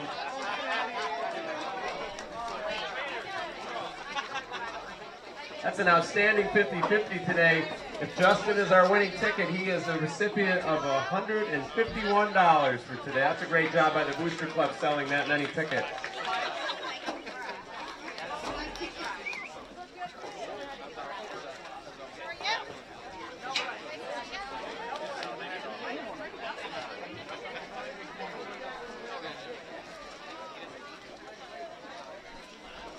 Justin, are you sure you have the winning ticket? You did a lot of running for this. You worked hard for this. And that is the winning ticket. So, Justin, you're the recipient, and he's giving it back.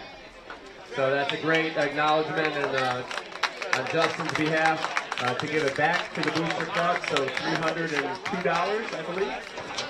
$302 was earned today to benefit the athletics program. Thank you, Justin.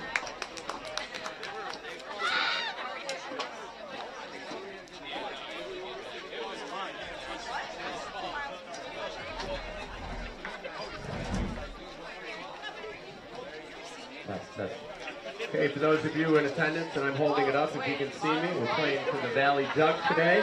At the end of the game, both teams will line up, and it will be distributed to the team that wins today's contest. So please stay for that at the conclusion of the game. The winning team will get the Valley Jug for this year's football contest.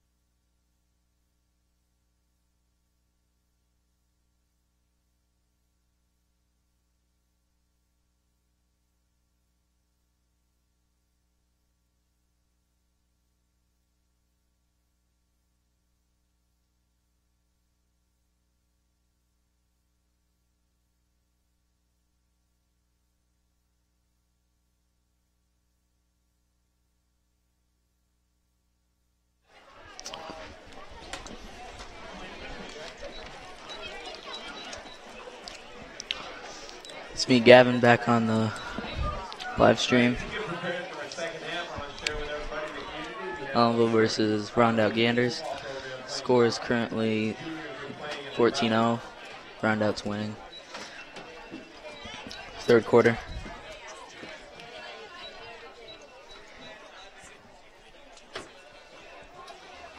Junior team plays at 11, and our senior team plays at 1 o'clock right here at the stadium field. So if you're looking for some more football action with our Ellenville athletes, come out and support our youth football program tomorrow. We look forward to seeing many of you here at that event as well to support our football program.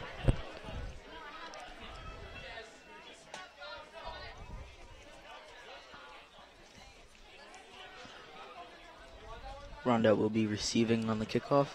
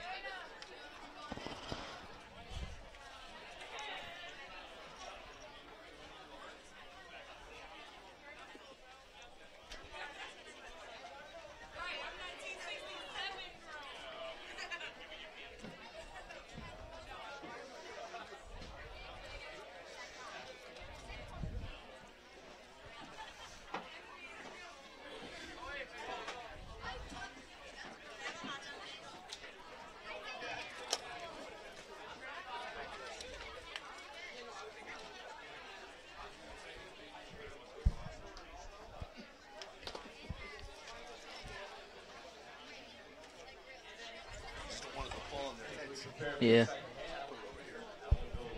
off the Rondout Valley. Second half will start in 1 minute. A minute till they go onto the field.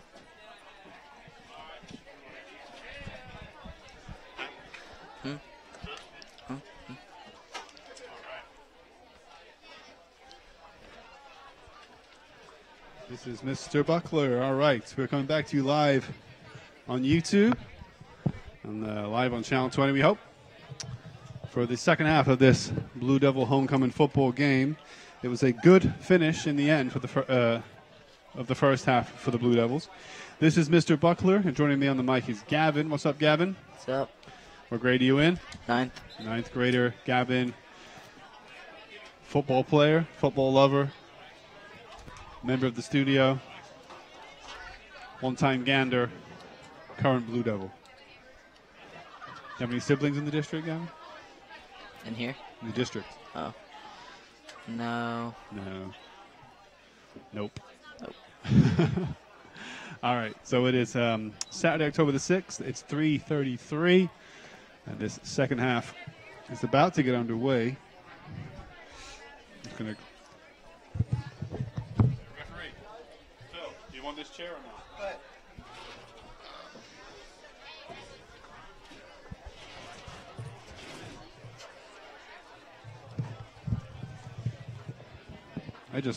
I just found a whole new level of comfort, Gavin. It's called a chair.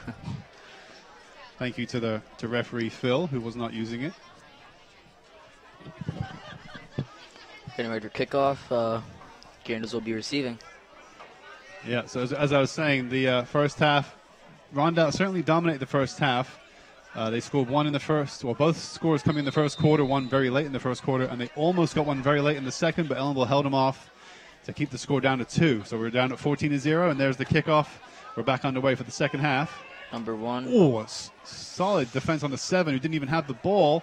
And the 1's going to get away from him, but the 7 pulls him down by the shirt. That was a wreck. Jonathan, that was a bit of a wreck. Jonathan McCombs, who banged into a Rondout defender who didn't have the ball. They both kind of bounced off each other, kept going, and eventually he was able to rip the guy with the ball down. So a good tackle in the end by McCombs for Ellenville. So no scores on the board. Ellenville did get a touchdown in the first half, but it was disallowed.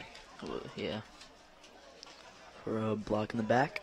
For a block in the back. So the crowd did cheer for a touchdown, but it did not last, sadly, as the score did not stay. So Ellenville yet to score in this game. Sean Petway must have been really mad. And Rondout had a similar thing happen, right? Rondout scored a touchdown, which was then taken back. That would have been their third touchdown at the time. So they're certainly the happy of the two teams, but it's a new half. Ellenville only down by 14. They came back. They scored 28 points in the second half last Saturday. Let's see if they can get some of that scoring action going on this half. There's the handoff. The 1 collects. He's going to go to the wide right position. He's going to cut back inside, cut back left, cut back right again. He's got a bit of a screen going. And in the end, a double team between two Ellenville players. The 49 helped, as did Daniel Wickman. Yeah, and the pink elbows there, I thought maybe. The 49 is technically the 50, I think, Eric Wright. Number 5, Daniel Wickman, yeah.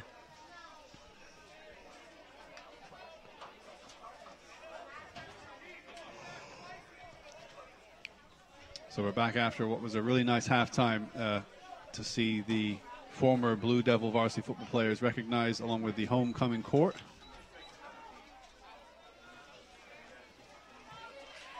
But now we're back in the football action. It's going to be 1st and 10. Flag on the play. Blue Devils are pulling that one, so it's going to be on the offense. What was that? Delay of game. Delay of game, that means not snapping before, well, after the clock gets to 0, correct? Yeah. 25-second play clock. How long was the play clock? 25 seconds. 25-second play clock, and Rondout failed to make the play within that 25 seconds, so delay of game penalty. 5-yard penalty? 5-yard penalty on Rondout.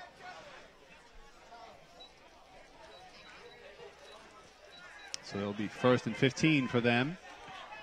Right on the, just in front of the Ellenville 20-yard line. Sorry, 30-yard line. Looks like some of the line. Oh, it dropped there the on ball. ground. It bounced. Ellenville's going to look to recover that. Referee's already, I think, signaling it did not go to a Blue Devil play, I don't think. A bit of a fumble there. Ellenville tried to capitalize.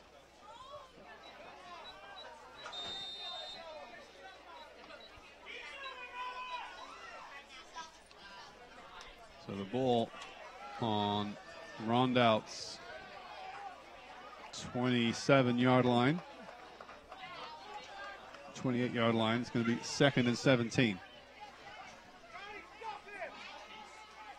Oh, and almost a dropped throwback. He managed to get away with it, and he's off now, number 3. Oh, he's going to get pulled back. Maybe some, what's it called when you get pulled by the neck there? It's a foul, isn't it? Collar, yeah, something like that. He may have been pulled by the collar. He just may have looked that way from my angle. No flag went up, so no foul. Yeah, flag was up. It was up. there. All right. It looked like a, what'd you say? A collar? Collar call? Yeah, possibly. Possibly. It was a good gain of yards by Lucas Paremba for Rondout. Referee's going to say it was a holding call. Horse collar. It was a horse collar. So my eyes did not deceive me. That's what it looked like, and that's a big penalty. That's a 10-yard, 20. 50-yard penalty? 15. Whoa, I almost got excited there. 15-yard penalty against Rondout for the horse collar call. So it's going to be first and 10 just inside their own half now for Rondout. So the charging play right down the center. He doesn't gain much. He gains about 1. And we've not seen him with the ball too many times. That's a 69. I don't have a 69. No, 65, excuse me. Isaiah Jones, 65 with the carry. Gain of about 1, maybe 2. So it'll be 2nd and 8. Ball now just crossing the halfway line onto Ellenville's 49-yard line. 10 minutes to go in this third quarter.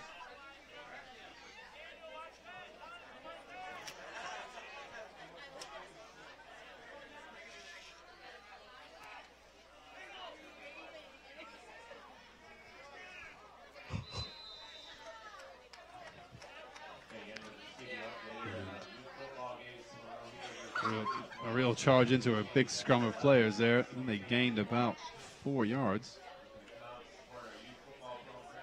About 3 on that play. So it'll be 3rd and 5.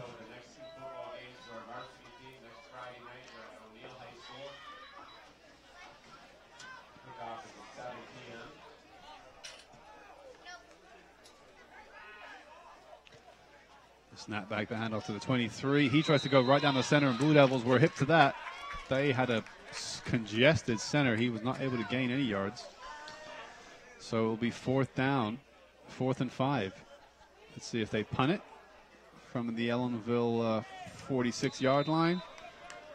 They are switching teams, so they are probably going to go for a punt, which is great defense. Number 53 hobbling off the field. That's not a good sign. That's Jonathan Aquendo. And he is limping off the field. That's not a good sign for him or for the Blue Devils defense.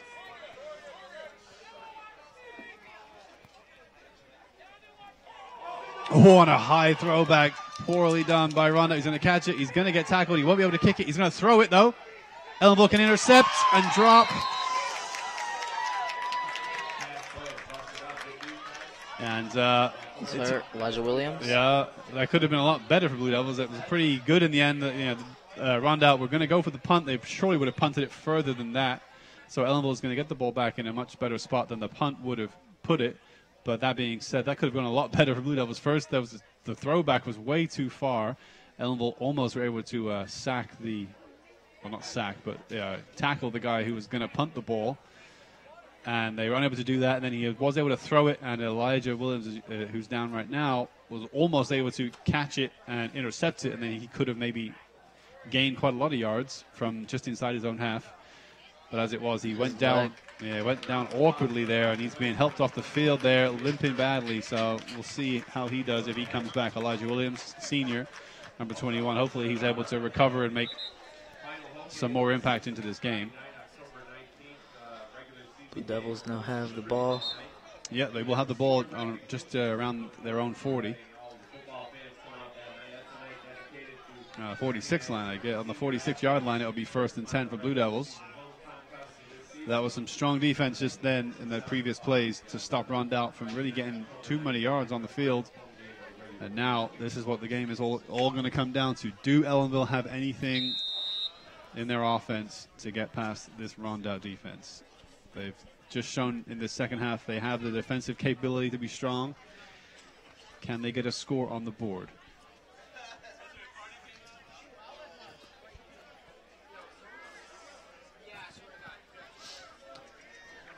Eight and a half minutes to go in this third quarter. So about 20 minutes left in this game. There's a quick throw across. It's too short for the 9 to catch. Going to bounce just behind him. Throw was looking for the 9, Noah Gisolfi, but incomplete pass. So it'll be 2nd and 10.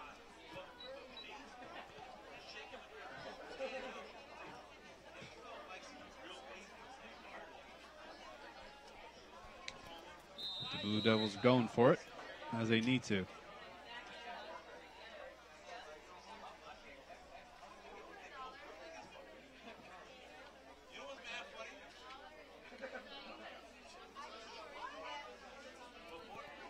So number 8 rejoins the Blue Devils, Dave McCombs. 2nd and 10. Again from their own 46. As the throw across. There's a screen for the 49. And he's going to make 1st down, certainly. And eventually he's brought down. Eric Wright, right? Yeah, on the Rondout 33-yard line, but great running from Ellenville's Eric Wright. 10th grader.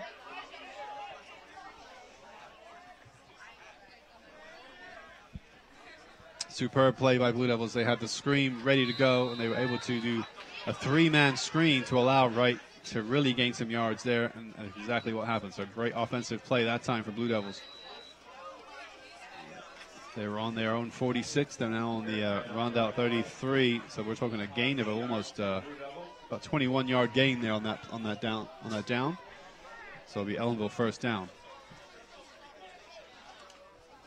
21's going to spy a gap, but then that gap closes up very quickly, and he is Williams, right? sent to the ground. So he's back out after that first injury where we weren't sure how he was doing. He's back out there and put right to the ground.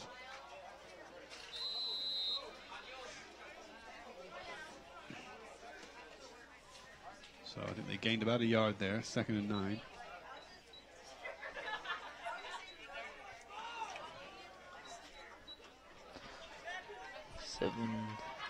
About 7 minutes left in the third quarter. Yeah, clock's ticking here.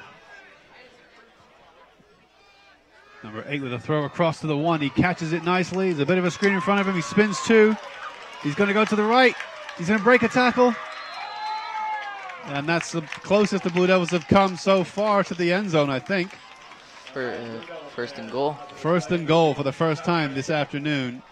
Great offensive play that time by Blue Devils. A nice snap to the side, and then a good piece of running, some good screening, some good spinning. And I think that was the 1, wasn't it, Sean Petway? Mm-hmm. Sean Petway making positive yards and then some. Not quite to a touchdown, but he is close. He must be on the 8-yard on the Rondout Valley's 8-yard line. So 1st and goal. He timed it perfectly on that first spin. Yeah. And he got a big lead. Yeah, that jump spin was nice. He managed to basically evade 2 tackles with that, and that was all important to get the first down. Throw across to the left side to nobody.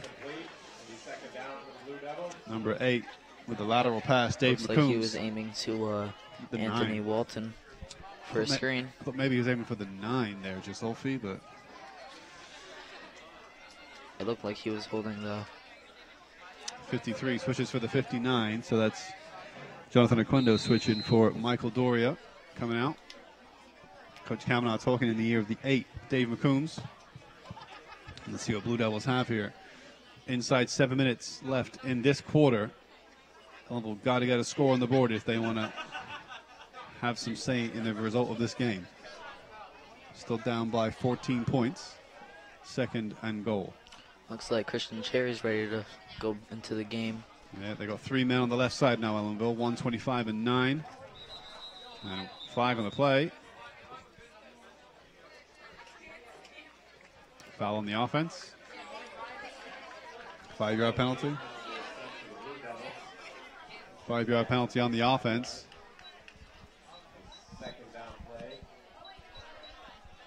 That's going to make it a bit tougher now, down to 2nd and 13.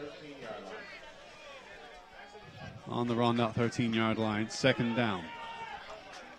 Oh, almost a drop pass back and interception by the 12, and all that hard work's going to be undone now by Rondout's number 12. Great interception by him, Sam Serrano. And Blue Devils did so well to get to 1st and goal just a couple of plays ago, and then that pass was intercepted. And number 1 is upset. Sean Petway on the sideline. He's upset with how that went. Yeah.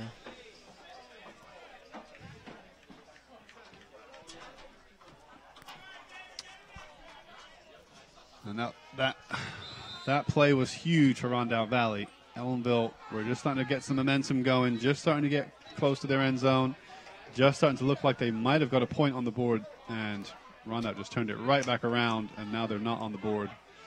And now they're defending a Rondout attack as they break into Ellenville's half. They're going to trip the 23 up on the 45-yard line, but Joe Frey gaining a huge amount of yards there. 23 is Austin Wells. Yes, he is. Excuse me. So Ellenville's defense has to keep their head up high now. They've really got to be strong. They've really, if they want a chance to get a win out of this game, they've got to be super strong now and show that they will push them back to give their offense some chance of scoring.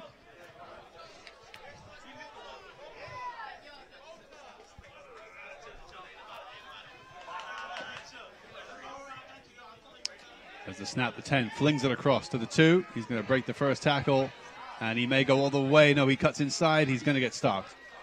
Well, just past the 20-yard line. Number 9, Noah Gisolfi, hit him on the side, out of bounds, pretty hard. And number 2, Dallas Romaguera. That's the name we said a few times today. Yep. And inside 6 minutes, so halfway through this third quarter now. Means we've got about 18 minutes left of game time here today. Rondout traversing almost half the field there. And restart on the 17-yard line. First down.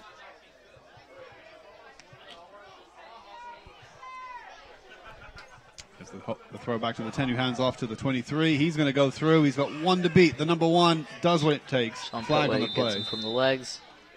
A flag on the play.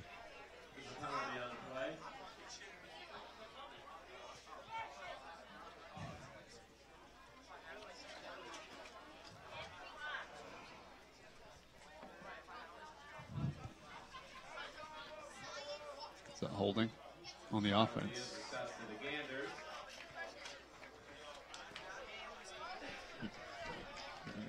5-yard penalty on the offense for holding? Yep. So it'll be 2nd and 15. No, first. Replay the first down, I guess.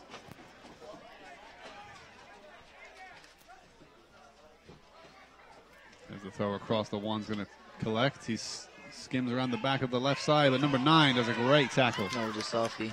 Yeah. Number 3, Matt Kelly.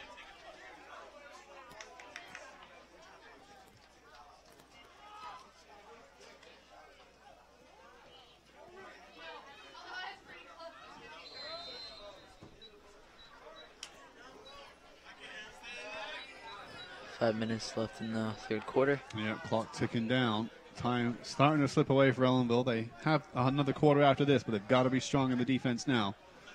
There's a throwback, there's a lateral pass at the 2. Through a screen. Oh, he's going to trip down. Great play by the 35. He was able to make him trip through another defender. That's his ankle right there. He must have hurt. Who, the Rondout player? Yep. Oh, the referees are signaling.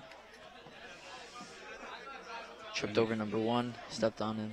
Yeah, that was great defense by Ellenville's 35. Dior Williams was just pushing back on the number 1, as you mentioned, Lucas Paremba, who then tripped the guy with the ball up. So great play by Dior Williams to essentially cause that defensive play to be a success for Ellenville, but we hope the Rondout player is okay. You never want to see a player go off the field for an injury. So 4 minutes 41 on the clock.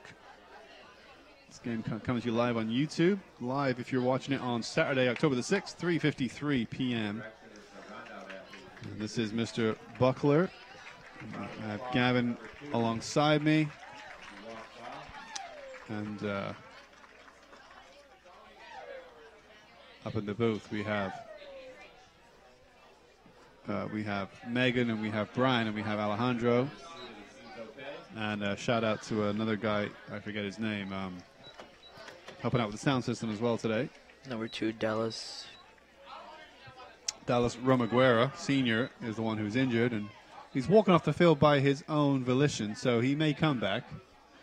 He didn't have to be helped off the field. He's walking off the field, so we'll see what happens there. We'll keep an eye on number 2 if he comes back. Blue Devils are out on the field waiting for this game to resume. They are itching to get some points on the board. First, they got to stop this Rondout offense.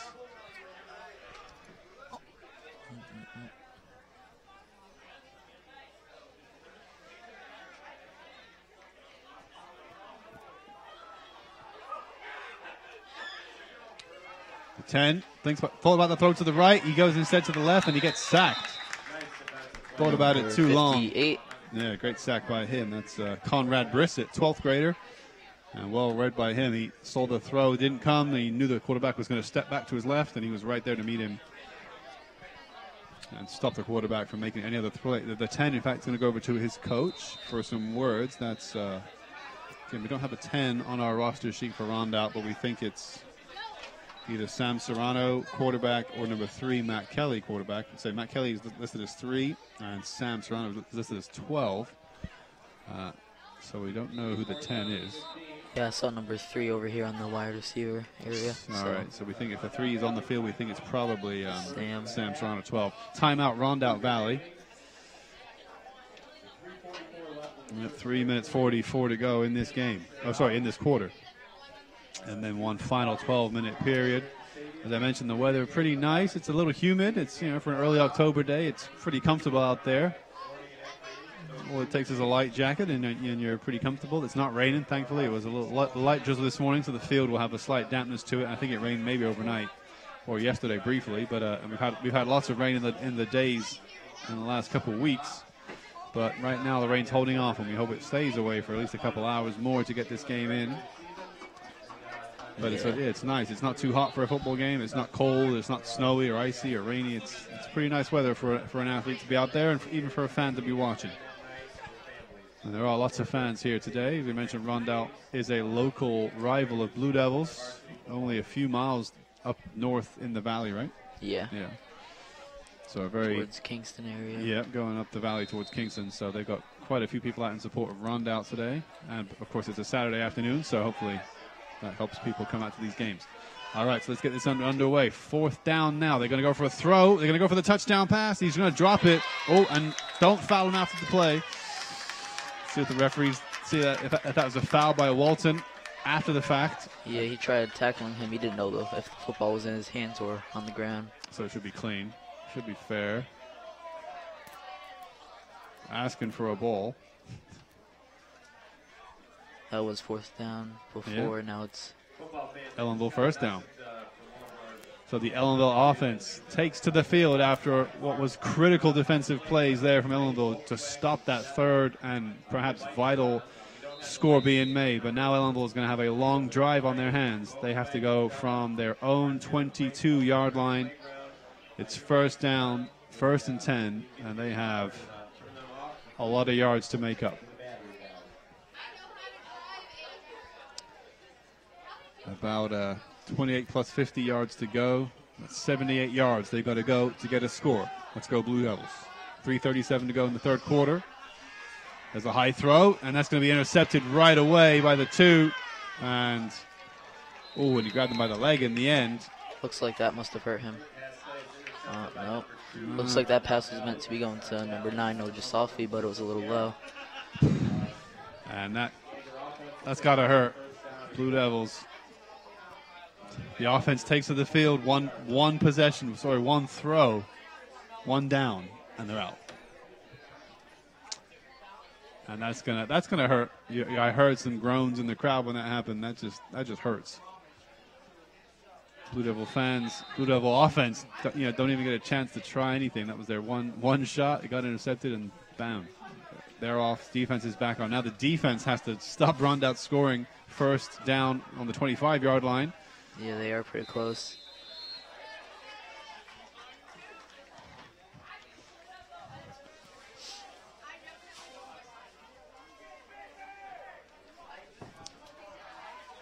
If Ellenville can't get on the board, then it's just going to be time that's going to beat him now. I mean, Rondout did so well in the first half to get those scores.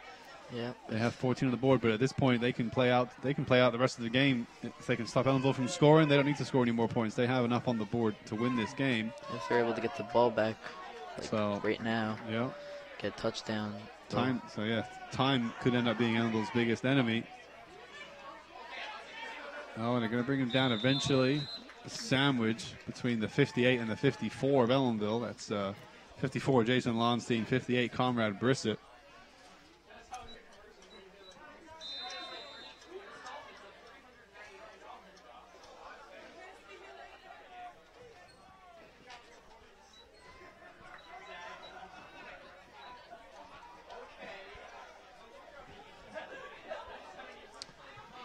So 3rd and 10. Oh, no, it's not. It's like 3rd and 3. Excuse me. They're going to keep running it down the middle. 54. Oof. Jason Lonstein brings him down. Pushed him back. 23.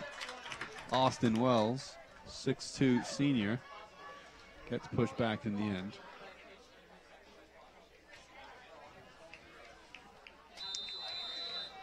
Is that 4th down? No, he made it. He made it to the first down line. So 1st and 10. From about the 15-yard line. And the clock is just rolling away towards the final quarter at minute 45. He hands off to the 23. He's not going to escape that first tackle. Great tackle by Eric Wright. Pulls his jersey off of his shoulder pad. Coach Logan gets excited in a different way. They're going to say flag. Coach Logan is going to say he had his shirt, which I think is fair. Logan is trying to contest that with the ref. But you're right, he threw his headset to the ground. So he's into it. Oh, and the flag was reversed. Flag was reversed. So no foul on that play. It was deemed a clean and good tackle. So they lost of about 2 yards there for Rondout. It'll be 2nd and 12. There is no penalty on the play. First down and 10, ball on 15. I think they did a replay of first down. He was pushed back. Who's that? Number 53. Jonathan Oquendo pushes back number 3, Matt Kelly. Big stop for the Blue Devils. First down play, 12. 1 minute left in the third quarter. We're on our defense here. Yep. First down play, ball on the 17. Approaching the final quarter here. It's getting intense out there, you can tell. They got to stop Rondout from scoring.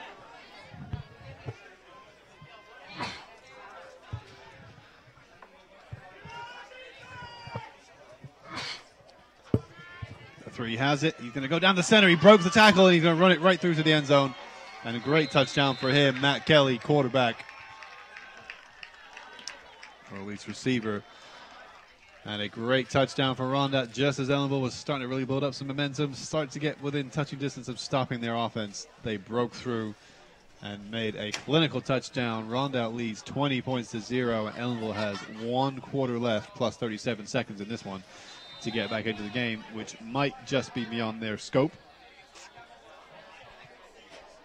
So that'll hurt the Blue Devils as they look to defend this punt kick conversion, and it's good. Point after by Rondout. 21 points now on the board for Rondout Valley. The Ganders dominating this game now over Ellenville. 37 seconds left.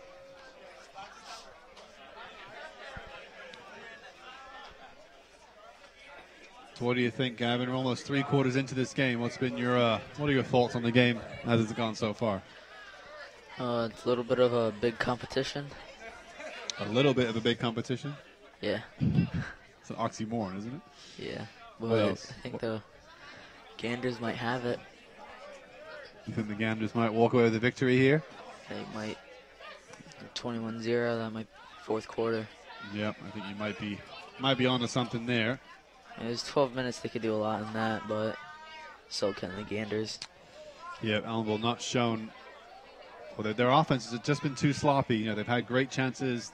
The defense has come up big when they've had to sometimes, but when the offense just isn't clicking and things aren't going their way, and that's happened a few times now. We've been in offensive possession. We were just on offensive possession. First down, gave it away. Earlier in the game, they had a first and goal, and just not able to make these offensive possessions count. So, You have Dave McCombs that have been quarterback this whole. oh, a nice low kick from Rondout. Goes through the 81, the 28. Sorry, the 20. He's going to pick it up. Breaks a few tackles. Joseph Cortez got up to about the Ellenville 36-yard line.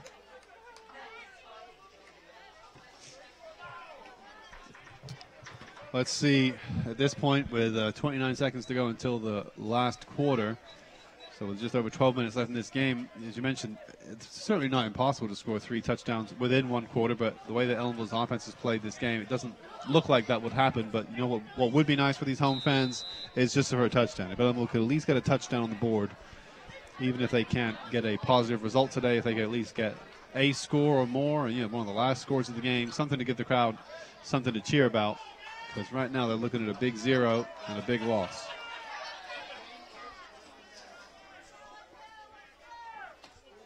Handoff.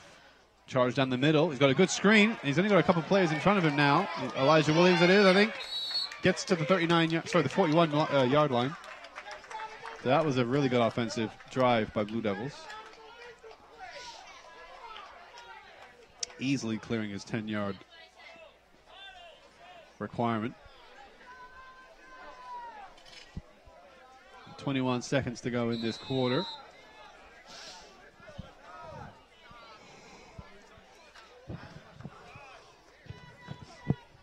So Ellenville offense gets a second down. First and goal. First and 10, excuse me. First and 10. Handoff. Oh, he's going to be brought down right after the handoff to 21. A yard or two. It's going to have to be picked up. I hope his leg's still okay, the 21. Yeah, it looks good. But yeah, you're right. Loss of 2 yards there, so it'll be 2nd and 12 on this restart. Coach Kavanaugh trying to give them some applause, keep their heads up. It's going to be timeout, I think, called by Ellenville. As, like I said, he probably knows as well, if this game is out of reach to win, can we at least get something on the board to get a score, get something to get the crowd on their back, or at least off their back and on their side, give them something to cheer about. And hey, if you can get a score right here, it's not a timeout, excuse me, we're at the quarter break, so the last quarter elapsed. We are now entering the 4th and final quarter here. Ellenville down by 14 points to 0 to the Rondout Valley Ganders. This is the homecoming football weekend game. And Ellenville Blue Devils looking to get that all-important score on the board. They've been they've managed to get a touchdown earlier in the game, the first half, that was disallowed. So they've not been able to put a score and keep it there on this board. So they're staring at a 0. They've not won any games yet this season, so it's been a tough year for the Blue Devils. But if in front of their homecoming crowd and in front of many of their alumni Hall of Famers, nonetheless, can they at least get a score on the board for something to remember and something to be positive about and something to cheer about for these fans. Still plenty of fans here. Plenty of fans in the bleachers. Plenty of Rondout fans still here. Yep. They're looking as if they're looking at a victory, unless Ellenville can find 3 unanswered touchdowns in this final quarter. What's the most biggest scoreline you ever came back from? We mentioned in the first half, Gavin, you were a member of the modified football team. What's the biggest ever? I mean, did you ever lose a game in modified football? Last season, when like last year, 8th grade, Yeah. we won 1 game to Walker Valley, I think. What was the biggest comeback you ever made within a game? Right now, Ellenville would have to come back from a 21-point deficit to win this game. What's the largest comeback you ever overcame to win in your days playing modified? Did you ever concede first? You must have. I mean, when 2 years ago in 7th grade, you know, we always took the lead on every game. You did? Yeah. You never once conceded first? Well, all right then, Gavin. I guess that's a bad question to ask you. Yeah. Don't really remember. Don't remember losing too many of those games, do you? If any. The throw across to the 1. And just as he gets past the halfway line, he gets pushed out of bounds. It's going to be fourth and deep, 4th and 15, or 4th and 18 maybe. I think he gained a couple back. Must be about 4th and 15. Inside the last quarter here. The clock ticking away. Just over 10.5 minutes to go.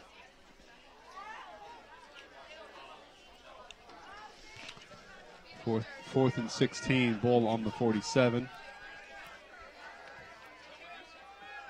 Oh, they're probably going to punt this. No, flag on the play, and they were not going to punt it. Number 8 was looking for a throw there, David McCombs.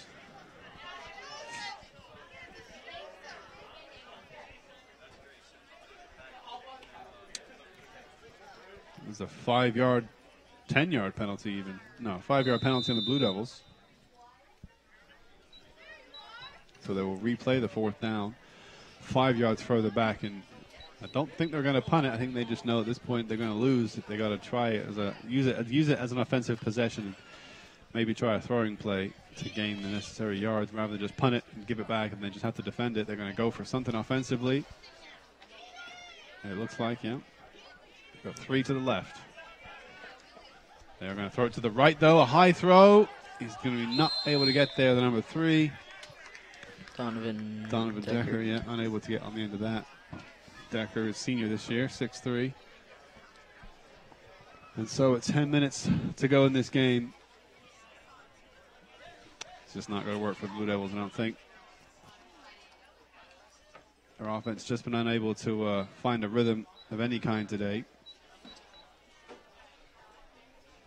Rondout's defense has been stern and been solid and been very hard to break through.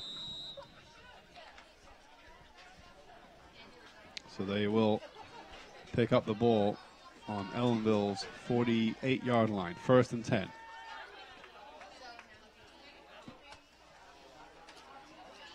The 10's going to run with it.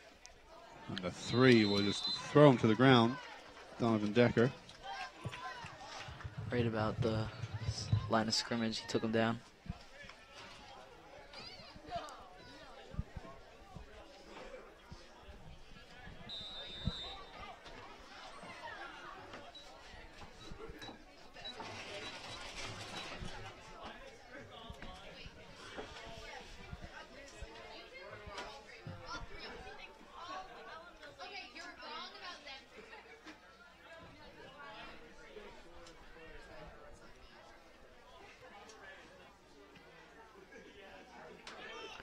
Runs the ball to the left side of the field. Got some good blockage.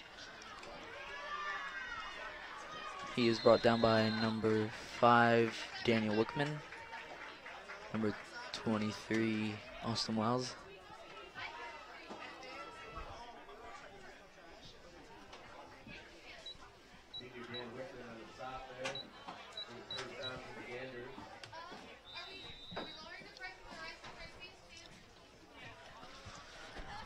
about 1st and 10.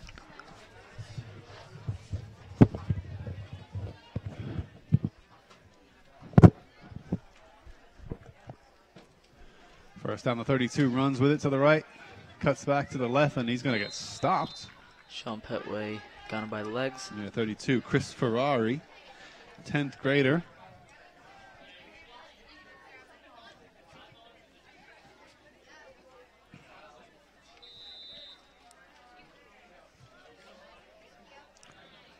Number 2 leaves the field, Christian Cherry for Ellenville.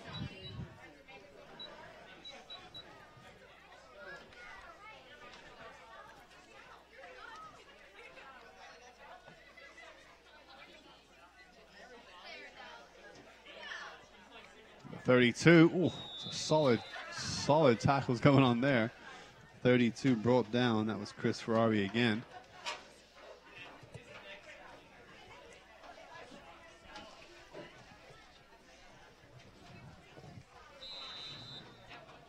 Seven minutes 45 to go in this final quarter.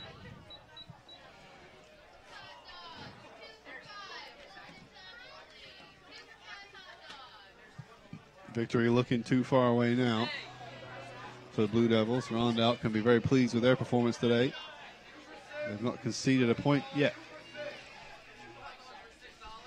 3rd and 1. They're going to hand off to the 32. Now it's a fake handoff. Pushed back. I think they were able to stop him making that 1 yard he needed, so it'll be 4th and 2 or 4th and 1.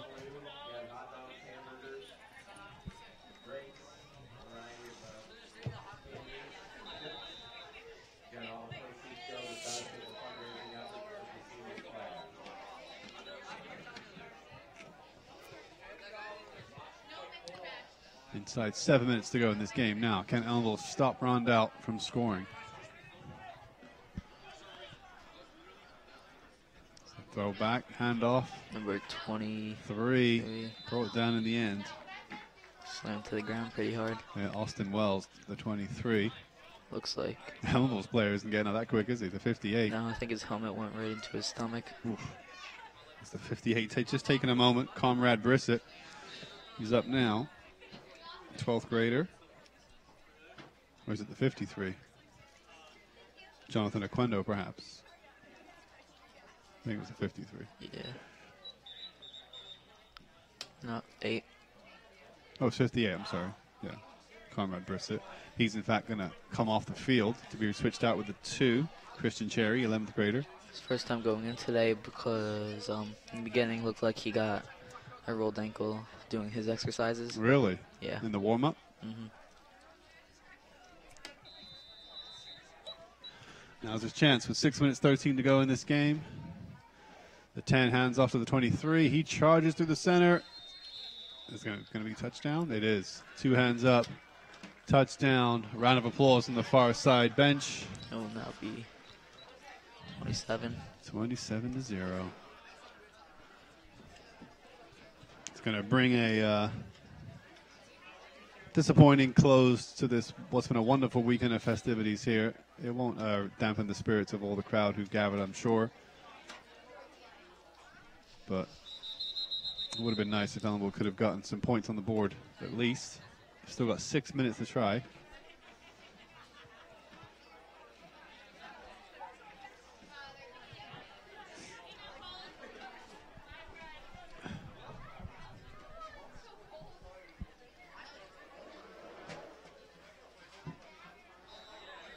Looks like there's something wrong with Conrad's helmet. Yeah. And the number 8 takes the bench, David McCombs. Oh, the punt might have been good. Yep, it was. Score is now 28-0. Ganders are leading. They're going to take that. Jug. Is that what that is? Forgot.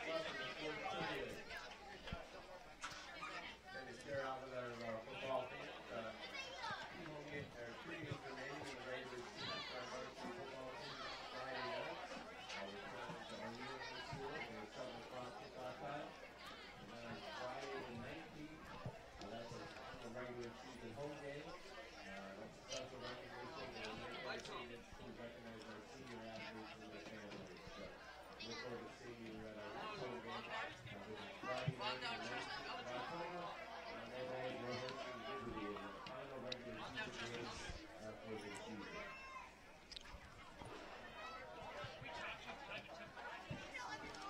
So what's happened? Timeout? No, not timeout. They just scored. So a change of teams out there. And ready for the kickoff.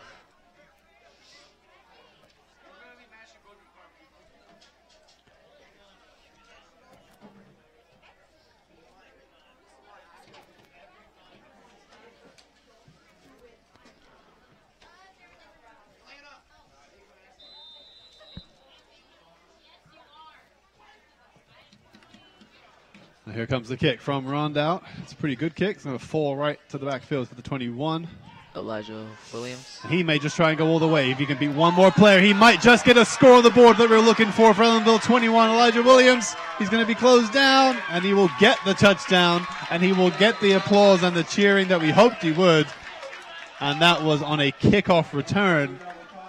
And that will get the Blue Devils that one thing we said they will look to go home and smile about and be cheering about right here at the game. They got it right there. Elijah Williams celebrates with number 25, Anthony Walton. And that's from a player who went off for a leg injury earlier. He had to, limp off the field.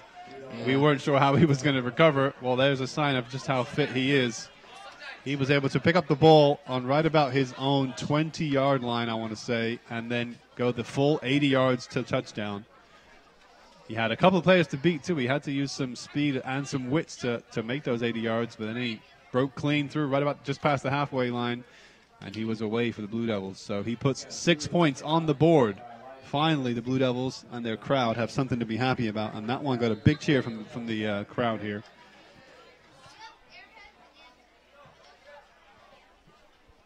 I don't think a comeback with 5 minutes and 50 seconds less than that on the clock is quite going to happen, but the Blue Devils, at this point, no holds barred, nothing to hold back now. Just go for it. Try and get some points. The throw back to the 49 is faked. The 3 will go for the 2-point conversion. Decker. Yeah, I think he got it. 8-28. Yeah, there's a leading now. So a 20-point lead now. So that was a good 8 points for the Blue Devils there. And now it will be a kickoff by the Blue Devils coming up. But that was an amazing kickoff return by Elijah Williams to go and get those points.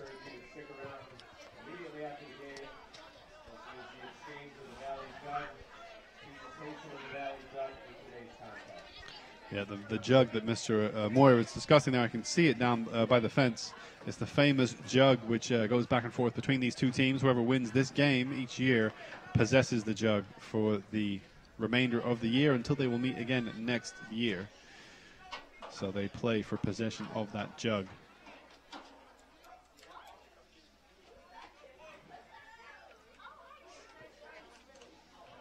I'd love to, I don't know the full history of the jug. All I know is I remember seeing it about 10 or so years ago when I first started in the district. Back then it would have been Coach Borriello's office, back when Tony Borriello was the coach of the Ellenville High School football team. And I can remember seeing it in his office, and I remember asking him, like, what's with the old jug? And he explained it was a tradition that goes back between the Ganders and the Blue Devils. Gives them something a little bit extra to fight for in this game. So the Blue Devils will punt with 5 minutes 49 to go in this game. 52 is told get out there by Coach Grigliano. We need you on the field. That's Andrew Robles. No, and now he's told come back. Grigliano there. Confusing 52, I'm sure. He wants to make sure he's got enough players on the field.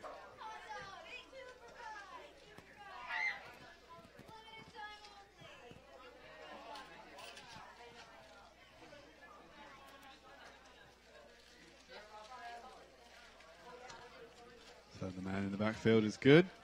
The referees just make sure that there's the right number of players on the field. Here's the kick. Going to kick it low. It's going to bounce up, and the 12 just sinks to the field. Now, Gavin. Is your mic on? Yeah.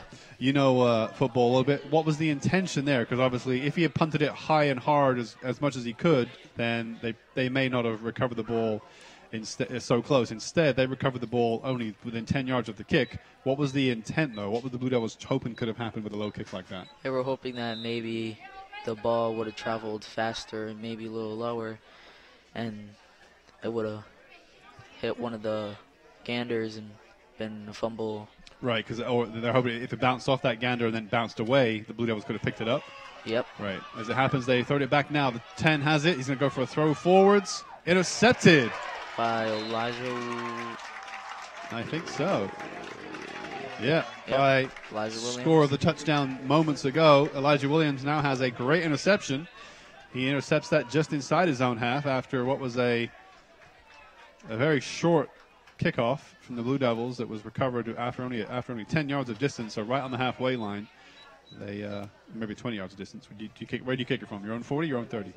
I think the 40. So yeah, only a 10-yard kickoff, but then a first down for Rondout that was ended up with a resulting throwing attempt, and it was nicely intercepted by Elijah Williams just inside his own half. So it'll be 1st and 10 for the Blue Devils on the Gander 48. Sorry, on the Ellenville 48-yard line. 8-28 with 5 minutes 40 to go. Nice to throw back.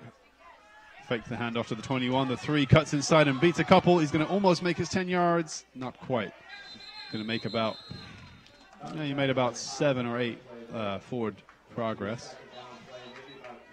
He accidentally hit Sean Petway in the back and knocked him down. Did it? Yeah.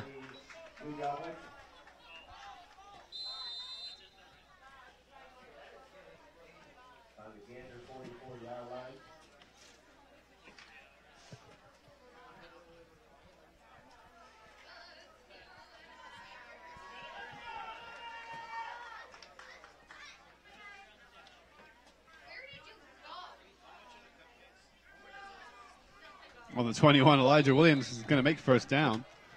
Some good forward progress there. Clock is stopped at 4:51. And he'll be resuming first down on Rondout's 40-yard line or 39-yard line.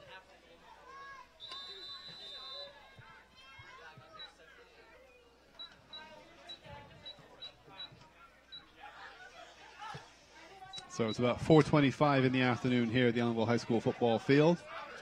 Homecoming weekend coming to a close in about 4.5 minutes. Clock is ticking now. We are close to full time at this game.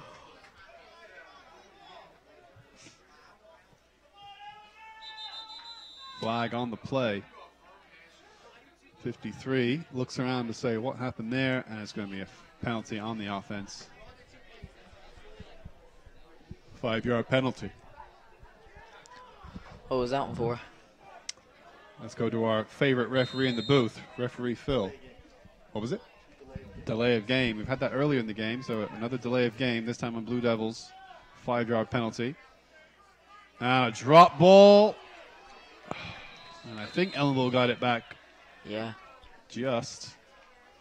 But what a way to lose Number yards. 3 recovered it. Donovan. A poor way to lose some yards. The 5 there was frustrated. He was just waiting to receive the throw. Daniel Wickman. So clock is inside 4 minutes now in this game.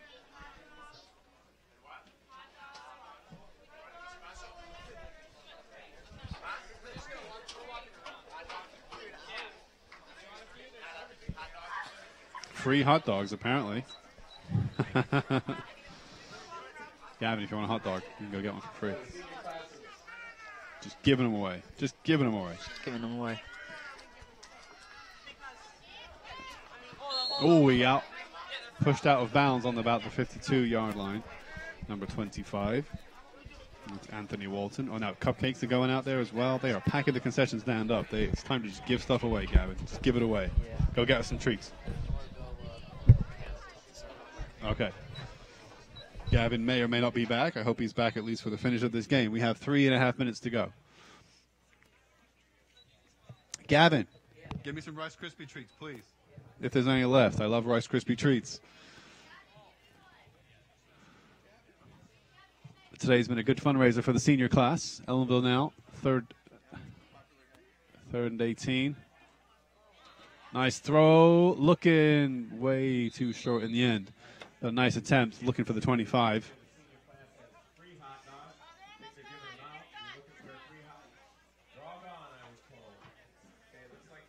As I was saying, though, the concession stand today, as most games, is a fundraiser for the senior class. And they've done really well today, I think. Concession stand is closed for the day. I'm sure that means they did very well. If they are out of goods, they had a good day. So 3:22 to go in this game. It's 4th and 18 for the Blue Devils. And they probably will not punt this. They will go for some kind of offensive throwing play, most likely. So Rondout just two guys deep. Oh, and a poor throw. It hits the ground. The 3 is going to get sacked. Sacked indeed. Donovan Decker. And so Rondout's offense comes out one more time with the clock stopped at 3:14. As this game slowly rolls towards its conclusion, Ellenville down by 20 points. Not going to have enough time to get back now.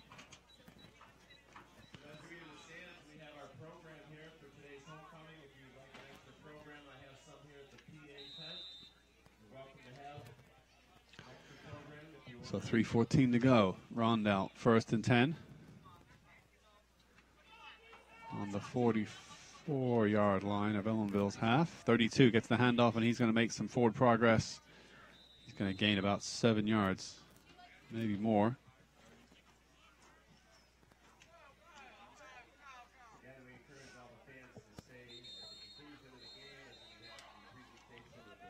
Oh, sorry, Gavin.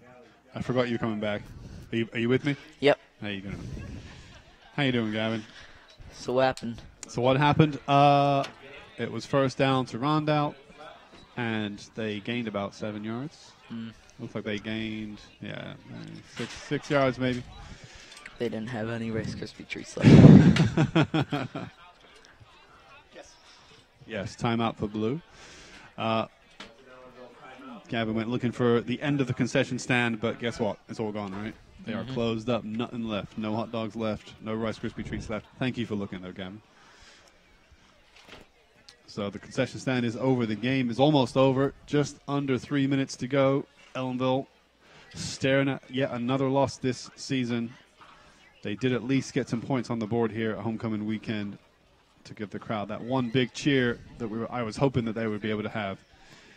Right now they have 8 points on the board. They got 2 cheers, in fact. They got a 6-point touchdown and a 2-point conversion. But Rondout, importantly, has 28 points on the board. So their traveling fans have had a lot to cheer about today. Now a nice break through the center. The 32 is going to go almost all the way. The 81 in the end with a great tackle. Who's the 81 for Blue Devils? That's, Joshua McNeil. Josh McNeil, 9th grader. A member of your class, Gavin. Yes. With an important tackle there because that offensive runner was just on his way. I think the 32 it was. Chris Ferrari. And like a Ferrari, he was on his way. Nothing was stopping him until he got in the way of Josh McNeil, 9th grader, and put him in his tracks. So 1st and 10. Rondout looking to add another touchdown late here in this game. The 10 faked it. And a good scrum. 4 people on that 32 to push him back. This time Ferrari not able to get up to speed. So just right now 2 minutes to go. 2 minutes to go in this game. Ellenville down by 20 points. Rondout going to be walking home with the jug, it looks like.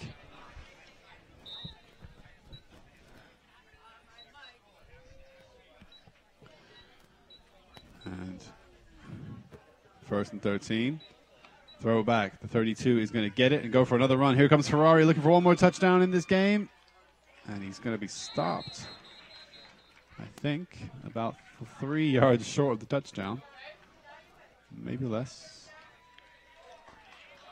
And fumbled it. And a recovery by the Blue Devils. So a change of possession here. late in this fourth and final quarter and deep in their own half. They're going to regain the ball, Ellenville. They're going to have a minute and a half to go, about 95 yards if they can get there to get any kind of score.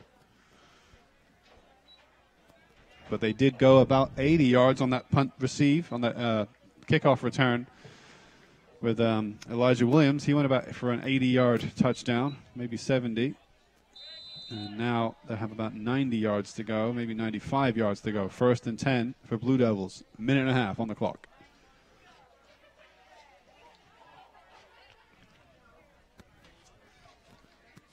You have two wide right options. One on the left. There comes the throw. Going to find the one. Oh, he's going to be wide open. Oh, and the one for Rondout. Almost caught it as it was hitting the ground.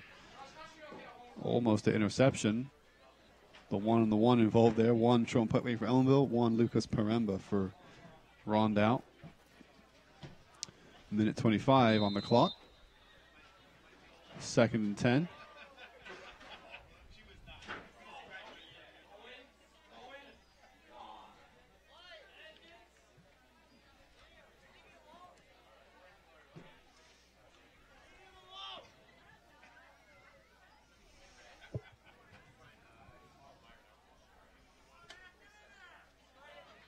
Oh, he's going to think about the throw. He may get one. Now, what happens if he gets sacked in his end zone? He doesn't get sacked in the end zone. He may have lost the ball. Yeah. Incomplete pass, perhaps. No, turnover of possession, I think, right? His arm was going forward, I hear one of the crowd yelling. So tell me there, Gavin, what would happen if he was sacked in his own end zone? What would have been the result? That would have given 2 points to the visitors. It would have been a 2 points to Rondout. As it happens, I think he was just outside of the end zone. And it's going to be classed as a turnover.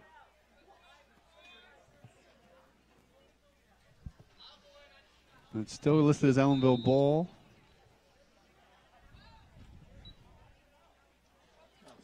All right, Rondout ball. So it is a turnover in possession. Rondout gets it back, and they are 1st and goal now. 32 is going to run around the outside now, back inside. Flag on the play. Some heads collided there. Some strong challenges going in. Just over a minute in this game for Rondout or Ellenville to get some points on the board. Rondout looking the most likely now, being that they are 2nd and goal. We'll see what the flag, though, was for. 5-yard penalty on Rondout, I think.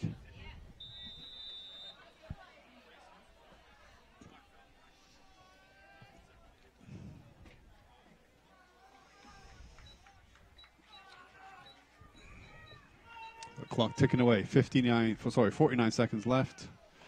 Rondout hands off to the 32 one more time. He cannot go around the outside or cut inside as he walks into a herd of Blue Devil players. So the clock ticking away now. 35 seconds left. I think that might just do it. They might get one more play in. Well, that might be the end of what's been a fantastic broadcast. Certainly a big shout out to my tech crew upstairs. Thank you to Megan. Thank you to Brian. Thank you to Alejandro. Thank you to Gavin for joining me on the mic today. Yeah. I wish the scoreline for a lot of Blue Devil fans out there could have been higher and could have been better for the Blue Devils. But they got some points on the board. Elijah Williams managing to get 6, and then Donovan Decker with a 2-point conversion to give us 8 points. But that was not until Rondout had 28 of their own. And that brings our game to a conclusion. So make sure we get the handshakes upstairs. Make sure we catch the handshakes in the center between the sets of players. But that brings our broadcast to a close. Thank you so much to referee Phil for giving us lots of assistance up here in the booth on interpreting some calls. But that brings the game to a close. So we will dim our mics, and we'll just bring them pictures of the handshakes as we are done here for the day. Thank you so much for tuning into to YouTube and Channel 20.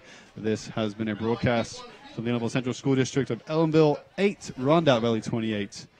Thank you, everybody, for tuning in. We'll catch you next time.